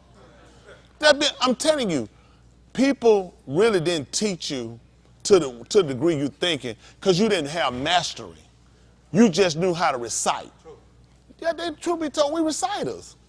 People didn't really command a subject is totally different. When you can distinguish, why? Because that same teacher could have told you B is a vowel. What is it? B. What would make the difference? You didn't know the difference. All I looked at, this is something they chose and said these are vowels. Y'all got it. Versus they sat and learned, they learned the trick was restricting. The restriction distinguished between the vowel and the consonant. A, B, they say it's restrict. That's a consonant. That's not a vowel. So, you put your name out there too. Do that for you. Erase your name. Put your husband's name out there. Put Chimp. Erase that. Put Chimp up down. Not finna have this woman here. Don't work hard around him. Got time to be scuffing with that joker. Woman blameless. Yeah, put a name on there. Put chimp. Yeah, erase your name. You ain't done nothing wrong. Put a check. Thank you. She put 2 checks. Me and her got the same spirit. Man ain't did nothing but ran around here and caused confusion. Anybody else want to know it all in here today? I just stop all that stuff. Get your name on the board. Don't try to know more than the teacher. Slow down. So anyway, with that, it's just important to help it. How many of y'all don't have the don't still have the Naku vowel point? Because if not, can we put that in the let them take a picture, put it in the so we can put it in the thread. I want people to have it, and we'll put it back. So again, run a calendar. Hold on for a minute. When it pure? Yeah. So they'll take a picture and put it back in. But it's good for us because again, when we're reading, as we start to transition, and the thing y'all want to remember, this particular style here denotes a different time period when our people wrote. This is the last writing style believe that they use. It's called the modern because that's the newest of the writings, okay? You have the ancient, the pictogram, you have the middle. Now, when they went into captivity, it's believed when this particular script came up, and this script actually is kind of characterized, or it came from them Aramaic, because remember they was in captivity. This writing, it would make no sense they would have wrote English when they're in the Middle East. Okay, their captivity was in the Middle East. So predominantly, all of us have some of the same. If you go back to the ancient, the Phoenician, it's all the same script. As far as the writing, when you go back to the ancient, we all have some of the same characteristics from the aleph. All of the same stuff is similar.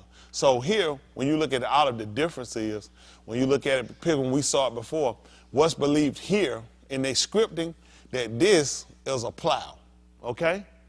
On the end here is believed to be 2 olives.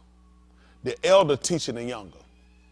Okay, that's what's believed when they wrote the modern script. When you see that particular sign now, it's actually believed that that's supposed to be like a plow. The 2 ends are believed to be olives. Y'all got it? So they believe that the elder teaches the younger when you look when they plow. Okay? So they have a different way of how they script. You got to look at the region, area, or where they're at. So we right now, we become so accustomed. Even if you look at writing with people in the Middle East, they don't write like we write over here. You look at the Chinese and how people write, how they draw, it's almost an art form to it. Because it's displaying something. Like they told you, a picture says 1,000 words. English don't do that. English has 10,000 lies for every word. Y'all got it? So when you understand that or you know that, you tend to look at the language more differently than you do with English. English is just easier. English is lazy. And it's a harder language actually to learn. Y'all remember, we done picked this all up without a teacher. Because it's actually secondary. It's innately in us to know it. It makes sense. When you start, because now, why they don't want you to do it and why, and it ain't just whites and blacks and other people want you to learn this. They don't want you because it puts you back. It's a mindset they go back in it. He told you that we were going to bethink ourselves in the latter Yamin. How we bethink ourselves? Were you there? When you get back to your writings. When you start looking at when you deal with your writing, you got to deal with culture. Isn't that right? It's a lot of stuff in your linguistic. All this stuff is going to pull you back to start looking and realizing that you aren't English people, that you're not Americans. This is not your first language. These people trying to push stuff on you. You're American, speak American. White folks will go speak German, French, and everything else, and they'll put and make you want to speak English. Y'all see what I'm saying? They'll push it on you because they don't want you to know your history. Because you're going to start going back looking at history. Anytime you learn a language, you're going to learn some culture with it. Why certain things make certain sounds. Why I spell one with a J and not a W. Isn't that right? And then you got to go back and learn the Spanish language. You got to learn Spanish culture. There's certain things you learn why certain things do. Why you think they don't want you to learn your language? You know how many courses, how easy to find coaches on African speech, African languages. Anybody teach you Spanish, you can switch your phone over to Spanish. Because guess what? It has nothing to do with you. It don't allow you to do any thinking. It don't set you back because you're going to look at them differently. Okay. Don't worry about it. Yeah, and this kind of stuff, man, let me tell you what, when I seen that stuff years ago out there, I said, this here, I don't know what that stuff is. This is ridiculous. Why, but what else you gonna say? This is what you do when you don't know. Your ignorance will make it, like people fight me because they're ignorant. I already know why you fight me. I feel sorry because you're ignorant. And when you're ignorant, you're gonna fight me because I look like the hurt. I'm not the hurt, I'm the help. Because at least I can admit mine. You wanna admit yours, you dangerous. It's time for change. Y'all know how much time we done lost? We so far behind. We don't know. Who would know this? What is this? What is this? What is all this? What is this? What's that? Bingo. He right. That's basically what is it? You won't know, and it'll fear you and run you off. These people have a whole coded language. They take your stuff and code it, and they just give it back to you. And they know you so stupid, you just gonna keep. Look at this right here. What letter is this? What letter is this? The Aleph, right? What letter is this? This is E. See how they gonna throw you off? But every time you see this, what is this? He's saying when I put these dots based on where it is when you enunciate that word, Chris, this is the sound. Guess what I'm fighting? I ain't stupid. That's an A. Got you. That's how he beat us. Look at how many times. Listen, A just don't make an E sound, but the E saying it can reduce, it can be long. That's how critical this is, that you know it. But you know what I tell you? I wouldn't worry about that. Just stick with English. Why wouldn't they stick with English? English denotes what race? English make what race look better? Why you think they need you to speak English? When you don't speak English, you speak another language, white insignificant. I'm being honest, it's not as significant. Why you think they don't need you speaking nothing different? It's not significant. You think China run around worried about speaking English? Japan run around speaking English? They'll do it to do some business with them. They look at, they're going to keep their history. None of these people teach American history. You read the history they got, it'll blow your mind. Yeah. Nobody had that story. The story you have about these people, that's your story. Yeah. That's why he call it his story. You started talking about history. Stop being stupid. It's his story. We so dumb. We talking about, I study history. Stupid, slow down. His story. Find out the other people's story. So you run around and think you're a scholar, you're a reader. It's his story. What you think? Let me ask something. Police come here for a second. Make you two call. Boom. Red. Police got to come. Y'all come. Police. Boom. All right, y'all two come right in. Come on. Boom. Boom. Boom. All right, come. No something. What happened? He ran into you. That's all I need. You go ahead and go. Hold on for a minute. What happened? He ran into me. Oh, see, that's why I need to check the story.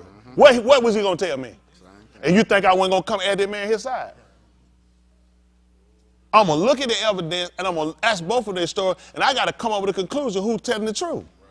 You don't went around and believe white folks in America are the greatest country in the world. Who else did you talk to? Who else told you this story? How police got enough sense to ask both people what happened? Because that's your story. I need to hear his side. We've been so blaming, cockabane, and stupid, we just took one side. It's the greatest country in the world. Nobody's greater, stronger than us. Who else did you talk to? That's what brings us down every time. Stupidity. How you gonna be the greatest? Everything you got, you stole from somebody else. You have nothing original. What can he tell he got? He done learned how to build obelisk and pyramid from Mizraim. We built those. What can he tell you he had that he created and done himself? He stole it from somebody else. It ain't running down white people. It's just running down the fact that it hurts you because all the information you have is from your oppressor. And for you to go and investigate, they get upset. They don't want to see this. This ain't English. This is teaching you how to dissect when you read. In any format, whether English or if you sit there, you start learning, I can decipher that. How you get that? That's not American. That's not English. That's what he pull every time. So when he has St. Patrick's Day, that's English? That's Irish. Cinco de Mayo. He don't have no African Day. You think that stuff impressed me with, I ain't even know Black History Month. They said something, I said, what time is it? And I'm a nigga. How many of y'all forgot it was supposed to be Black History Month? What did you see that made you say, man, Black History, these folks don't give a flying flip about you. These white folks put on so much Mexican, San Diego drinking margarita for these Mexicans. They don't do nothing for you. Tell them niggas put on a dashiki. Tell these white folks to braid their hair. They ain't gonna do nothing with you. Dumb you down. I'm trying to teach you how to read on every end. You see, trying to show you how to look at how these people are. Now look, this word right here saying commits ha he. He's showing you how they wrote it. Look at the difference now. Look how they wrote it. Q-A-M-E-T-S.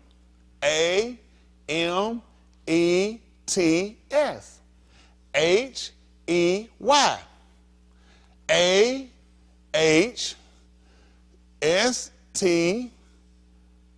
What he got here? M. Then he got you with the kuf, with the sun. You notice they write right to left. You didn't pay attention. It's English. Guess how they were gonna write it? Left to right. Notice how our language is written, right to left. You know what white folk go wrong? They start out wrong. We start out right. That's why you hook up. Look, everything you said in the format for you. How you go wrong when you start out right? And you wonder why you can't get right. Nigga, you're gonna lose. Everything he said, the format was to keep you. Why they're gonna tell you it don't make difference. If it don't make a difference, why he didn't start us left to right? Because I want you to be right. Guess what I'm gonna do? I'm gonna have you reading right. They went wrong, exactly. And he done came back to recover to say, he told you not to remove the old landmark. Yes, sir. We didn't have no landmark, had a left or right. We started out right. Yes, right. Makes sense. He even told you in the book of Kahara that he made unashamed how? Upright. That's right, made us upright. See, they don't teach you this. They think that English is equivalent to, that's retarded. Yeah. It's retarded. The disciplines are different. It ain't just words. Disciplines make a difference. Yes, sir. Okay. When I was a little kid, we go in the store. White kids would fall out on the ground. So you would see that. I'm saying when I was a little kid, you would see some of them fall out. And you know automatically that was the rearing in the home. Which means that was a different how things were done in the home. Functionality. And you knew black people. Now, nigga parents, kids lay on the ground. Niggas chasing their kids in a store. My daddy chased me, he'd have killed me with that bucket. Dead nigga child on aisle 9. That'd have been it. That man would left right over his grocery. He'd be like, he ain't none of mine, and kept walking. I mean, what Billy would have did here to chase you in the grocery store and find you? You done went home that day with him? I know that right. If folks didn't play that stuff, it's the rearing, because the culture. Typically, people of color culture was your kids didn't talk back. You kids didn't go, when you tell them that's what they did, they know they're getting beat. Culturally with white kids, that ain't all, but culturally with most of them, they played women, let them talk. Billy, Jew Wallace, Sue Anna, ooh, the name of your great-great-grandmama Billy made Ray move. You be here now, or I'll be upset and you won't get ice cream with all the toppings on it. I'll hold one of them back. And you be like, hold a topping back? Man, get through. You can't eat no ice cream and get through. Man, it'll bust your lip and glue them shut. You got to suck it through your nose. But just saying how that's the culture though. So when you saw things culture, it's the way. You know, white man, black folk tell you, boy, get on here before I kill you. They had time there talking that. I'm trying to reason with you now. I really need you to listen to what I'm saying. I don't want to have to keep repeating myself, but if I have to, I'll do it 15 more times. If you push me, another 15. No. One time, second time, meet your maker. Everything was your maker. Stump a mud hole in you. That conversation happened. Stump a mud. You know how hard you hit somebody, you got to put your foot in somebody that a mud hole appear in them? You said trying to picture a mud hole in my body. I don't want to see that. For some reason, I believe you can do it. My folks tell you that stuff, man. But I mean, that's culturally how things were done to get a behavior. So when you look at Yahuwah, when he won a folk, it was tragic. It was like the same way almost like a black parent was. It was to the point of death that make you fear not doing. You see what I'm saying? The way they gave you Jesus, you play just like white kids. That's why you play, you don't fear. Because you don't feel you got more chance. They can run, hide, leave home, come back later. No. I left home, don't you ever come back, nigga. Don't come back, nigga. Stay. I hope you die, nigga. That's how, I mean, they made it rough for you. They be like, I hope you die, you leave him. They made it like, can't even leave, they want you dead. I mean, it was culturally hot. They be like, that's kind of cruel and inhumane. They were trying to break a behavior. Most parents look at anything. You can see your kid, you can see you and your kid. He said, I'm going to beat you, I'm going to beat it out you. That's the only reason they did it. I already do it. I see you, I see me and you, I'm going to beat it out you. Because you ain't going to make it back from where I came. It is, that's all it was. They just didn't know how to express that. So this is something, Most High willing, we will try to go over and try to remind ourselves how this go. It's important because as we transition, we moving over. I just want to make sure we understand, okay? We'll go back to Uyaka right quick. I'm trying to get y'all. I had a point to this. Let's see the 6th chapter of Uyaka. They call, oh, we already on now. Goodness. Let's say, hold on, that's 6th chapter. Yes, sir. I told him the 1st chapter first, though. Oh, I did. I said 7, I said the 1st. Okay, don't worry about it. Go down to verse, see what verse 9 say. I just say something.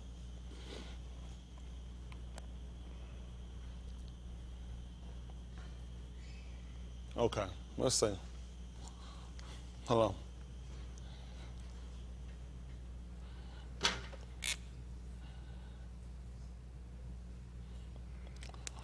All right, y'all had to work with me. I hadn't read this one, but we'll get it. I ain't know we can't get it. If y'all honest, you want to learn. Y'all there, if you're honest, you want to learn, we'll get it. Let's see, listen. Amar Aharun and his Benim saying, Man, Aharun and his Benim, which are his son, Benim, his son saying, this is the Torah Ha'Allah. It is Ha'alam, Ha'Allah. Let's see what Ha'Allah. This is the Allah. So that's saying that the olive makes a O sound because it's not the same word. You can see A-L-O-A. The word is different. So with it making an O sound, it differentiates between the A-L-A-H because of the Nakud vowel point. Otherwise, you'll keep saying the same word and it's a different word. Y'all see why the Nakud vowel point comes in? Here you don't have the Nakud vowel point, but you can see it's O-L-A-H. Typically when we see it, it's A-L-A-H. Am I correct, Boston? Sometimes we'll see the A-L-A-H. Here they're doing an O-L-A-H because it's a difference in the meaning of the word. Oh, got it? It's a difference in the word. And a lot of times you won't know that. But the only way to know it is because of the Nakud vowel point. Now, the people that had it originally, our writings, the reason they knew it is the same reason you knew the Bible version, because they were reciting. So when the custom for the people who would have read it, everybody wouldn't just pick up no book reading like we have today, okay? These individual book things didn't come out to probably like the 1400s. When they find it, because people were ignorant. People couldn't read. Just like the Negroes in the Negro church, they couldn't read. The preacher could read. They made the preacher one who could recite what he heard from the master. The rest of the people just moaned and rocked. And they couldn't read. So the same thing our people did. People rely on the Kohan to read it. That's what they got to read. Like when Hushka came, they gave him the book to read. Everybody didn't get it. And all they did, these people rehearsed. They constantly read the same thing so they could recite. That's how they knew what word was what when they would read it. They didn't need the cool vowel point. You got it? But for us, because the language was lost, we done been transfigured, traded out. Now when you go back, you will assume when you read, if you didn't have the cool vowel point, you wouldn't know the difference. You would keep saying the same thing every time, and it's not saying that. So the Nakul vowel point helped to differentiate. This is a different word. Agree or disagree, boss? I'm telling you, it'll hurt you. You look at the book of Yeshayahu, no vowel point. There's nowhere in the word you'll know what they're saying. Because you'll see something the same time, you'll keep saying, it's not. He's not saying the same thing. But because you don't have the vowel points, you don't know. Y'all got it. And then understanding the meaning of what it's telling you to do. That's very important. Just like we learn hearing, like they say, do you hear what I'm saying? Yeah, I can hear you. That don't mean I'm going to do it, though, right? Well, with us, he used the word shama. So hearing is the same thing as shama? Because he said shama is to hear with the intent to do. Can I hear you and not do it? Can you hear me, Karen? Go get me some water from Kroger's. See that? You do hear me, though, right? That's the difference between shama. If he's shama, he will be listening with the intent to go do that. That's the difference when you understand our language. When he says shama the debar alahim, that means hear it with the intent to do it. He described people who heard it that didn't do it in your cause call. He said they come under me just like the arm come. They hear your words, but what? That's not shaman. They're not shaman. That's what he's trying to tell you. They are listening to you. They're not doing what you tell them. You are like to them a very hard, sheer song. Shireen for song. Song plural is plural with Shireen. But I appreciate that, though. Come get yourself a check. Come on. Moving too fast. Give you two of them for moving too fast. Now, I mean, ain't nobody perfect tonight. Any of us could do that. Now, Cass, before you leave, put one of them for you were laughing at the man's downfall later on. Make sure you get one. We're not going to rejoice in the downfall. Not now. We're going to wait later and put it in the chat. Oh, he sent a picture? That's two of them. Now, Cass, you way out. I'm cool, now, Cass. I'm sorry for you. So now, he said, and he let them know what was going to happen. He said, when this cometh to pass, lo, it will come. Then they're going to know a Nabat done been among them. Because he let them know, you people are listening, but you're not intending to do it. He said, let them know. You're listening, but you're not going to do it. And it's going to come to pass on this arm. So with people hearing that, and when the people that heard that, Shama, they realized how important it was when I'm listening, make sure I'm listening with the intent to do it.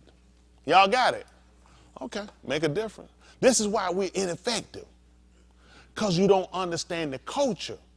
My dad tell me, I'm telling him, he said, and he put that, he said, I don't let repeat myself. I know right there what he mean. That got there. He said, I don't like repeat myself. That means pay attention the first time. I need you to get this right. So I'm listening with the intent of, I don't need to mess this up. Because I know what it means when he sound like repeat myself. That means I'm going to knock the piss out you. And he hit you with that hard hand. He worked in a steel, he worked at a junkyard scrap recycling place for 47 years. He hit you with that hand, man. When he hit you, that thing straight back like that. When they hit you, and they grab their head when they hit, everything, all that just come down like that. That thing just stick, that thing say, boop, just touch the draw, just a little bit, just say, boop. One of them just touch it one time. And when you get your senses back together, you like, oh, you need me to do exactly what you said. I'm getting this thing now. It's just how it was. When he hit you, that thing come across here, all that jazz. Y'all have seen Tina Turner when she got gling long long leg when she started chanting. When you be chanting, ling long then long that thing chant. That little turd just coming. It don't stay. It just touch. Let you know, boy, you been hit. See what I'm saying? But it got you to understand, I need you to listen with the intent to do. This is our failure. Because a lot of times we listening and we don't consider. That when Yahuwah gave these words to them, it wasn't for them to consider. It was for them to take this because this is your life. So when you consider every time when the debacle comes, that's your life. You don't have time not to pay attention to it because your life is contingent upon every word. So he said that each unashamed doth not live by lacam alone, but by it what? That's what they realized. I like contingent on everything this man says. This man said, take up stones and stone him that he moved. They're like, what? By that time, you getting, It's rain down on me. Ain't that right? But I think you're on drugs, man. You've been stoned. I'm trying to tell you, it's serious. Look at that. President, make sure that you get a check for trying to be better than everybody. Because you put that extra shake in there. I know they were trying to be more seductive than everybody else. So now we start looking at the attitude that he's looking for us with the debar too. When we know that we're supposed to be listening and we're supposed to be attentive to what we're saying. I was in Nakum and Nakum Yah, they were talking about how the people was attentive to what he was saying. Now, what would make them attentive to what he was saying? He said, death, life, death. What you gonna say, Lancaster? Fear. Shama. But you know, when I say that, what put them in a state of shamming at that point was the fact that where were they at? Captivity. They watched Jerusalem be burned down, destroyed. Everything taken and ripped from them. And they're looking at a place now, we sitting back here looking at a place that was once viable and had life to it, they were destroyed. And even people that came out with us, and now we sit here looking at, we can't afford to be this type of people again. We can't afford to sit around and be just here. Even Jacob told you to be ye not, what was it? Here was on it, but what else? Wow, he was telling you to Shama. Going right back, reverting to a behavior we already displayed. Why would you tell her to be not just hearers only, but doers? Because that's the behavior we've always demonstrated. A lot of you guys, majority of y'all, 95, 98%, really, y'all just hearers. You're not a doer. And it hurts you. It makes you ineffective. See, we're trying to get to a point that when the word comes, you're actually looking at your life is attached to this. That's why he think about it. Why do you think he killed people on his word?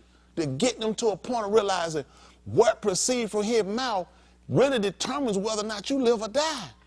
So if I tell you something to do, how many of y'all parents say, boy, you don't do that, I say, I'll kill you. Get what they said, they letting you know your life is attached to when I give you a command. If you don't do it, I will kill you. And you say, I don't want to die, so what you do? Guess what Yahuwah did when he killed them people? He was teaching other people down. I don't want to die. Do what I say. You don't want to die. Do what I say. Do what I say if you don't want to die. That gave them the unction to begin to shama. Because that's that here with intent to do. I mean, what happens if I don't? What happens if I don't? Once you watch 24 people up and swallow, say, man, I was already on my way. Before you open your mouth, I read mine. I ain't going to tell you about that. You're like, you ain't never got to tell me. I'm reading mine from that point on out. What you do when you watch 24,000 people die in one day? Understand it, when I tell you something, your life is contingent upon this. And what we do, I'm just trying to see, I got so much going on. You know what? Who ain't got nothing going on? Dead people. He said, let me lighten your load. Dead people ain't got nothing going on. All they went on is the mosh pot, which is judgment. So with that, we're trying to be more conscious of making sure we dissolve a lot of stuff we got. Because a lot of stuff that we hold on to and we got, it keeps us from shama. He talked about on Coming She Layla, they call Wednesday night. He talked about having a stout lob, a fat lob. And you can overwhelm yourself with stuff. Even the book told them that be overcharged. You know, right? Because the more stuff you get, the more you obligate yourself to things. Obligations will get you. Too many obligations keep you from doing your servitude. There's a lot of people still be here now. They had other obligations. That's why we got to be mindful of things. Things you take lightly, you don't realize how critical things can be. A lot of people start out with a good intention.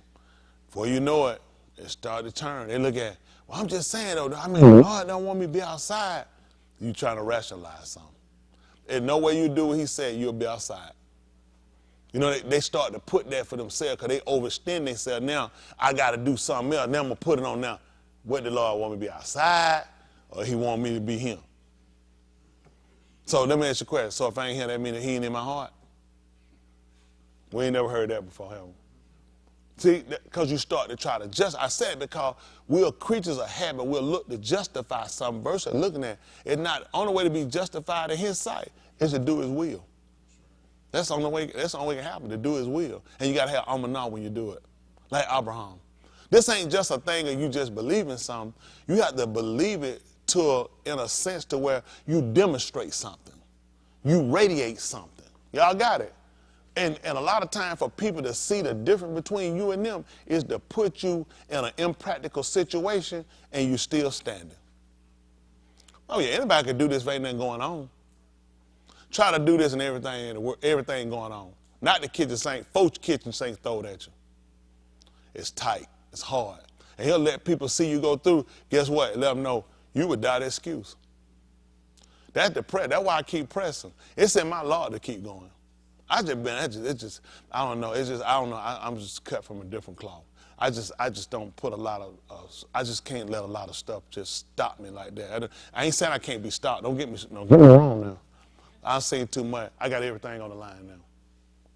There's a lot of excuses I can use. The other folk there's a lot of stuff I can use. But at the end of the day, I got to be saved. And I did so much holding myself up, I just refused to let anything do it again. I held me up for a long time. I was my biggest hold up, my biggest hiccup. I just refused to let stuff stop me. I just pushed through it. I got to do it. At the end of the day, I got to find it to a point where I really heart myself. They say love, heart myself. To a point that I don't want to see me burn. I did before. I seen myself going. I could see myself being there before. I could see it. I could see it. And the only reason you'll go because you just lazy. That's the only reason to go. Sheol for stupid people. It's for stupid, lazy people. It don't make sense I got information for me to still go. It don't make sense. You know, I did all of what people say, but what if I mess up? What if you don't? Why I got my mind on what if I mess? Why don't I put my mind on I have so much care on what if I mess up or when I mess up. Why don't I put my time on I ain't gonna mess up, I'm gonna stay focused. See, the purpose of getting the information is to identify all of the things that put you in transgression. So when you identify, guess what? I know to avoid it. I know to avoid it. It don't make sense. I'm going to, what coming at you naked? What am I coming in here for? Girl, I'm in here with you and you naked? What am I doing? Seriously. Seriously. And then I'm going to get them and confess. I'm sorry, y'all. I got weak. Are you serious? That's a violation. That's a direct violation. Wow. How did I get caught? It's some stuff. It don't make sense. And you know, he got to a point where when you get knowledge of things, it's like, do you wait the whole thing? What after the end of this? How long me and her gonna be in here? How long? When she get this hot 2 minutes, that girl gonna be so she gonna be like, oh, all that, but then it's gonna be over. Ain't but 2 minutes. But after that, she old forever. That's what you gotta look at. I'm telling you, everything you can count that you do that's fun and happy. How long is she old after? That's how you do. Wait the whole thing. How long is she old when you get finished? It's a no-brainer. It ain't worth it. If I could squeeze 5 hours out and be on both one of my eye sockets out, it ain't worth it. Now when you gotta do it, what you gonna do with alarm and shout and shield? What are you gonna do when you what do the math? What are you willing to burn in Sheol for? Forever. They got it. This is not hard then. Now when you wear it, you can let your body, you can let your mind, you can make a fool out yourself if you want to. That's a long time to burn forever. Now I know other folk, everybody process stuff different. I mean, I ain't know it forever. I guarantee you'll find out if I do. I guarantee you'll find out why he called himself Jangling before I do. You know, you'll know before I will. I'm not playing. What am I lose? I die. Oh, he old stupid self. You was something that living right. It wasn't nothing. And ain't lose nothing. You die, you wrong, and you burn forever. I stick with the same way. I'm saying, if you're a gambling man, it makes sense to go my way. It don't make no sense. I mean, it might not be nothing. Keyword, might. And you gonna try it. This man been consistent on what he done said. This man told us about he told about these things for a while. Who told us it was gonna be wars and rumors of war? You know what they said gonna happen in 2024? They said we're gonna be warring with China. What is that? Rumor. He told it gonna be earthquakes in diverse places. Y'all see how many places get hurt? Iran get hit, Argentina get hit. When we ever remember earthquakes in all these places? This man told us way before King James Way before the 15th century writing. This is back before AD. Are you serious that you sit here saying he could be inaccurate? Who told us because iniquity was going to stay here that the love of many going to wax cold? Who told us evil men and seducer going to wax worse and worse, deceiving and being deceived? Yeah, he probably ain't existing. Probably all a joke. You go ahead and take it for a joke. I got my life on it. Hey man, he done told you. He said they build all of him. He said, tell them to tell you the things to come. He said, declare the former thing. He said, I declare them. Nobody ain't been declared. Nobody can prove out yet that he ain't existing. These figurines, little Jesus, these necklace toting God, he said, man, throw that stuff in the trash. He said, I wouldn't have you sit around toting all that junk on. Put that stuff down. When we carried the top, he said it was too much. He said, man, set me down somewhere. Too much on you. Just set me down in one place. Then he told to build me a house where I can habitate. Right. And we built him one. Then he said, you know what? I want you to become one. Yeah. When we built down, he let us know exactly how he said to be Kodah. Nothing should be in it. Right. Only thing should be in here is what I deem to be in it, and I can habitate there. That's how we know how to get him to come in our hearts. Okay. You ain't got to believe it. You know when he came in here? When it was fitting. Yeah. When it was fitting, he came here. He came in the alarm. And you know what he did? He decorated. That's what he do with us. That's how they did it, decorate your life. It was a trash. It wasn't ever filth before he got there. Hello? When he came in the lawn, what was him? Nothing. Till he got here. When he got here, he decorated. That's what he do with a man's life. He said, man, your life wasn't nothing until I got there. Now I'm going to decorate it for you. You know what to decorate something is, isn't it? That's it. That's what he said, I decorated it. Hello? You'd be surprised. You see a house, you see I trashed it looking bad, fix it up and push it. You said, man, how they fix that house up? He said, that's what I do. He said, when I get in a man or a woman, I decorate them. Hello? I make it fitting. I make it a place where I can habitate. That's how you think you'll get this alarm Kai. Hello? He don't die.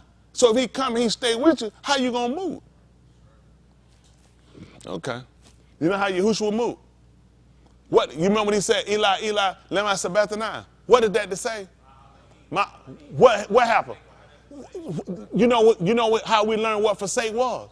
He said that's what we did when we left out from the Beth of Elohim. He said you forsook it. You know what happened to it? The doors fell off. The lamps went out. He said because you forsook it. Yahushua said he forsook me. That's how he moved.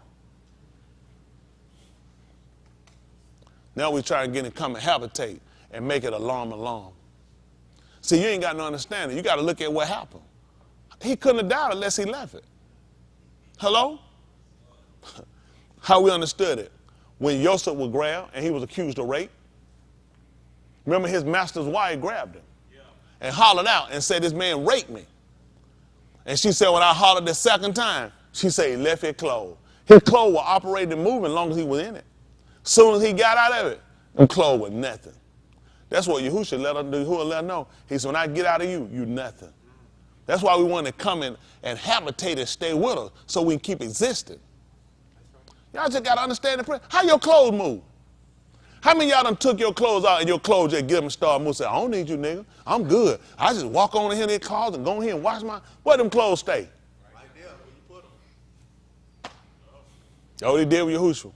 He put him right there, then he came and put him back on and got him up. That's how he going to get us up. Hello? See, if you understand the premise, then it makes sense to you. See, you trying to fight through and go through something hollering, if you just cry and feel like some pain going, you get through. No, he said, I already have knowledge. You need da'at, you need knowledge. Hello? That's how you going to make it through here. You need knowledge.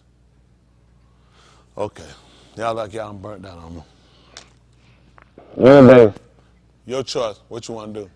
Your life. You can waste it, be a baboon fool, and go on out here and burn because you're going to set yourself in some dumb enigma, or you can take your time and sound, let's get this thing right. Don't make sense if you living to die and be wrong. Only person that makes sense to be wrong is somebody dead that can't change it. You alive. Why would you die knowing and hearing what you hear and be wrong? Why would you hold on to something that's going to take you down and let you die forever and ever, and you live it and you can change it? You scary. You scary. On the end of that camera, and here, Y'all scary, you'll do that. A dumb man will do it. And you might think it's okay and it's cool now. You're going to be crying out during that last year. I mean, when that man catch you, he said going to be weeping and gnashing of teeth. He said you're going to be burned down. It's going to be a burning day. Who want that? Not me. So I'm fighting to stay alive. Y'all get it? I want you to fight to resist every mentality, every behavior, everything that come at you. You got to fight it. Yes, we got to. That's all you got to do. I'm tired of fighting. Well, start burning. That's your option. Keep fighting to burn. That's right. That's right. You got to fight till you get out of him. Yes, sir. That's being honest. That's the mindset. You got to fight till you get out of him. Yeah. If you got in your mind, how long till I get out of him? Y'all got it? Or burn. You got the option. As soon as you're ready to stop fighting, go ahead and burn. Y'all got it? Let's take our time and get it right. That's two.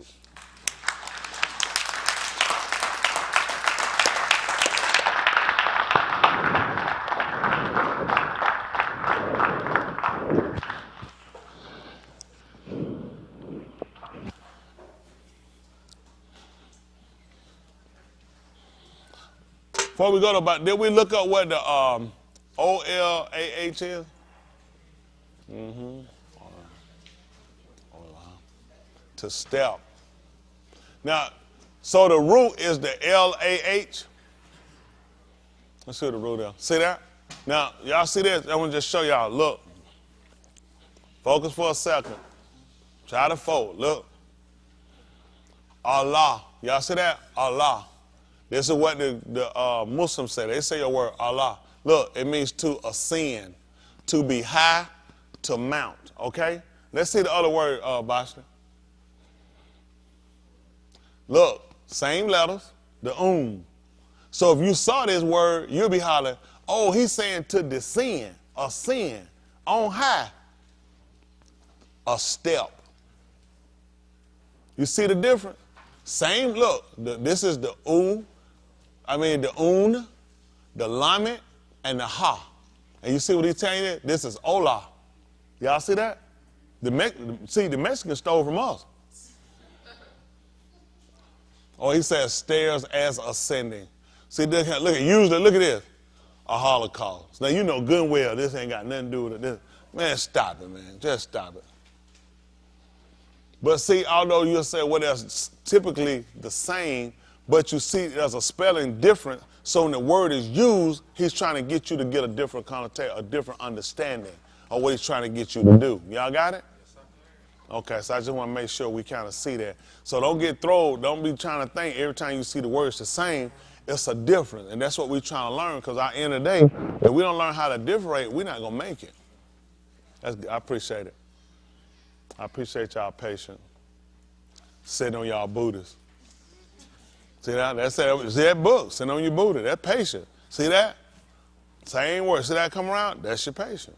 Because y'all trying to get something out of it. You're coming, get something out of it. Don't just keep coming, get something out of it. It don't make sense to live all this time and die a dummy. Yeah, I don't be no dummy. You know what a dummy is? Just dummy.